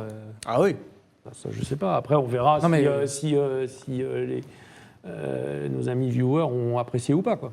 Écoute, on peut leur S'ils demander. ont Hein. appris des choses, s'ils ont... Enfin, voilà. Est-ce qu'ils ont apprécié? On peut leur C'est la demander. bonne question à demander. En attendant, je vais faire un tour de table pour parler des actualités de chacun, évidemment, pour vous remercier d'avoir participé à cette émission. On va commencer par Romain. Du coup, l'actualité MCES qui va se décanter dans quelle direction? Beaucoup de choses. On a lancé un programme de content creator là, qui nous ont rejoints il y a quelques temps. On a lancé un programme d'ultra donc, pour la gestion de nos fans. Et aujourd'hui même, je crois qu'on a lancé un partenariat avec le club de hockey, parce qu'on est beaucoup sur les relations sport-e-sport de Marseille, qui s'appelle les Spartiates. Et on va travailler avec eux sur une équipe NHL 21. Donc voilà, et puis beaucoup de choses, bien sûr, la reprise de League of Legends, les FNCS. Virtual Regatta, les Jeux Olympiques, tout ça. Voilà. La Virtual Regatta a suivi de plus en plus, d'ailleurs. Jouer aussi. Et jouer et suivi de plus en plus. Nos boomers de l'e-sport. D'ores et déjà, l'e-sport de boomer, c'est fou. Merci à Nicolas Morer aussi également d'avoir participé à cette émission. L'actualité Vitality, elle va dans tous les sens. Moi, je prends l'actualité du jour alors. Et l'actualité du jour. Voilà. Ouais. Donc, Bon, ça alors. Une nouvelle tête qui arrive, voilà. Donc à suivre. C'est un moment particulier dans l'histoire du club parce que voilà, on se parle d'un joueur qui va partir, qui est plus qu'une légende du jeu. Donc RPK pour voilà, exactement. Une page qui se tourne et c'est il va faire son dernier tournoi. Voilà, c'est un gros sujet à suivre, c'est hyper important pour nous CSGO. Oui. Donc voilà, j'ai hâte de voir ce que ça donne, les prochaines étapes et les prochaines compétitions. La vraie meilleure équipe du monde sur CSGO, du coup, qui va avoir. Un petit peu moins ces derniers temps, mais on y croit. J'y crois. On a tout le talent qu'il faut. Voilà, on va également remercier Xavier d'avoir participé à l'édito de l'émission et d'y participer également en tant qu'invité. J'ai trouvé le titre. T'as trouvé le titre. Mais c'est vrai ça. Mais bien sûr. Mais tu sais que c'est le truc le plus dur à trouver. Hein, T'as vu ça? les titres. Et en fait, t'as de l'avance sur nous, c'est-à-dire que t'arrives, tu connais déjà le titre. C'est Non, un gros tricheur. Non, parce que Non. vous le savez quasiment dans la foulée. Vous êtes invité en avance, de toute façon, vous savez exactement de quoi on va parler. Ça, c'est vrai. Je ne suis qu'humble host et je backstage. Donc, En plus, attends, je vais lui laisser de l'avance, il n'est pas sur League of Sur Legends. LoL, j'ai besoin d'un peu plus de préparation que vous. Mais non, même, j'ai même pas. ouais. L'ultimate de Malzahar, là, il s'appelle comment là, tout de suite là Il sait même pas. Non, mais attends. Mais moi, Demande à Nico. Heureusement qu'il n'est pas Je tombé sais ce sur qu'il moi, fait celle-là. et je l'aime pas en solo queue. Mais voilà, je compte de là à savoir comment il Ce s'appelle. qu'il faut que tu me dises. Je peux appeler un ami ou pas? Ce héros. Sur quel héros de Dota il a été Là, la copié, vision là, maléfique, je te dirais. C'est pas l'ulti, ça. Non, c'est pas Ah l'ultimate. merde. Ah oui, c'est ces petites bébêtes là. Non, bon, je vous laisse mariner. Hein. On va également remercier Drijo d'être passé par là, voilà, Ouais. on va le dire. Et le mot BA, personne ne sait. Personne ne sait. Ouais, le chat aurait pu nous sortir de cette Google en plus. Mais non, mais Je suis un OTP Lux attendez. depuis 8 ans, je connais même pas le nom des sorts. Non, mais en fait, je connais pas le nom des sorts. Tu sais, les Il y a que les mecs qui ont les casters, c'est impressionnant. Que ce soit en français ou en anglais, pour le coup, c'est Il des me machines. semble que c'est l'empoigne ou la poigne du néant. Il me semble que c'est un truc comme ça. Canalisation des ténèbres, nous dit Non, Kameto, c'est qui pas a ça. du check sur Il bluffe ou C'est vraiment canalisation des ténèbres. littéralement 10 secondes. Ça fait pas très canalisation, mais ça fait Non, pas très mais ténèbres, c'est ça pas fait vrai. coup de boule. Non, là, il y a Non, il fait une suppression. Voyons. On m'en fume. C'est Enfin, pas bref. canalisation des ténèbres. En tout cas, merci Drijo d'être Ça passé fait par là. canalisation des Bah ténèbres. oui. Et le mec a été Non, c'est vrai, champion c'est du vrai. Ah, mais ça remonte, ça remonte. C'est vrai. Ok, d'accord. Bon, merci d'être passé, quoi. On dit vice-champion du l'outil de Malzahar. La fraude. Écoute, c'est mon fils maintenant qui joue à League of Legends. Moi, j'y joue Il plus. a arrêté les Pokémon. Ouais, maintenant il joue Timo et Garen. Voilà. Ok, à Garen, je sais. Et par contre, disclaimer, j'ai jamais mis un seul euro dans le jeu. Tu sais, genre là, les OTP Lux achètent tous les skins. Ah, surtout qu'il y a des skins, des skins pour pigeons. Surtout sur Lux. Attends, moi ça me permet pas d'être meilleur. Ça, c'est Je vrai. peux pas foutre un euro dans le jeu. Ah, l'e-sport, le vrai. Tant que Main et Merdinger, j'en ai claqué du pognon. Je vais réitérer ma question, mais merci beaucoup Drijo d'être passé par là. L'actualité Carmine Corp et Solari, a priori. Il y a plein de trucs, parce qu'on bosse en plus avec plein d'autres talents que Carmine et Solari. Carmine, ils vont jouer les EU Masters. Solari, ils sont à fond sur la construction de leur cantine. Ils construisent une cantine pour la... Ah, on se moque, mais ça... Non, on se moque pas. Mais c'est marrant, le décalage entre... Franchement, les locaux, chez Solari, les locaux sont vides, parce que c'est dans le cadre du partenariat avec un sponsor. Et ça va être un super lieu de vie en sortie de confinement, en sortie de Covid. Non, ce qui me fait C'est rire, très structurant pour ce qui me fait rire, c'est le décalage, parce que la rivalité Kakorf-Solari, tu dis la Kakorf qui va se construire sur les ils ont masters, perdu, Solari donc. ils construisent leur cantine. ils ont perdu, donc ils se retroussent les manches, ils bossent. Quoi. Moi, si je peux me permettre, Xavier, rapidement. j'aurais préféré qu'on nous demande notre coup de gueule plutôt que notre actualité. Bon. Ah ouais Ouais. T'as un coup de gueule à faire passer là, vite fait Non, alors j'en ai des centaines. Puisque tu lui demandes, Comme ça, là. J'ai pas de coup de gueule, moi je suis hyper T'as bien pas- en ce t'as moment. pas de coup de Non, mais gueule il est bien, tu es détendu. Qu'est-ce que j'ai Tu es rayonnant aujourd'hui. Ah oui, c'est vrai. Xavier, plutôt bougon. Non, tout va bien, mais qu'est-ce que j'ai vu passer qui m'a énervé encore de spécimens. Non. Qu'est-ce qui t'a énervé Tu demandes toi-même un coup de gueule, on te l'a fait sur le plateau. Non, mais on aurait eu le temps de le préparer. Non. Si, j'ai encore vu passer des trucs du style League of Legends fait plus d'audience que les finales de NBA. Bon, mais ça, c'est toutes les semaines. Ah oui, mais ça, c'est le marronnier, ça. Ça, c'est toutes les semaines sur LinkedIn. Toutes les semaines sur LinkedIn. Ouais, tout à fait. Des fake e-sports consultants. Oh là, tu parles de LinkedIn. Attention, le chat ne sait pas ce qu'est LinkedIn. Bien sûr que si. Non, Si tu rigoles, Il va falloir s'y mettre, Non. Les gars, Aussi triste que ce soit. Tu vois passer des trucs sur LinkedIn. Ah, ça, c'est vrai. C'est du délire. Les fameux e-sports spécialistes. Non, moi, en ce moment, tout va bien. Ma boîte va bien. Moi, je veux du bien. Non. C'est fini cette époque. Vivement qu'on En tout réouvre les cas, restos, tout quoi. va bien. Je suis sur bienveillant LinkedIn. et optimiste. Et la bienveillance, d'abord. Non, mais il est bien. c'est vrai. Non, mais c'est vrai que finalement, le débat du soir a été assez. Il y a eu des petits accrochages, mais c'était quand même. Après, c'est vous qui le survendez. Hein. Bah oui. Pour Alors, une audience, ça soit fait franchement, c'est ça. vous qui êtes putaclic. Moi, je savais très bien que ça allait très bien se passer. On a même commencé l'émission en se disant le modèle économique, pour l'instant, il n'y en a pas. Je veux dire, ça, on est tous d'accord. Bon, Donc on est d'accord. Il est désagréable finalement, tu vois. Ouais, il est désagréable. En tout cas, on vous remercie de nous avoir suivis. On va évidemment remercier l'équipe que Paul représente fièrement.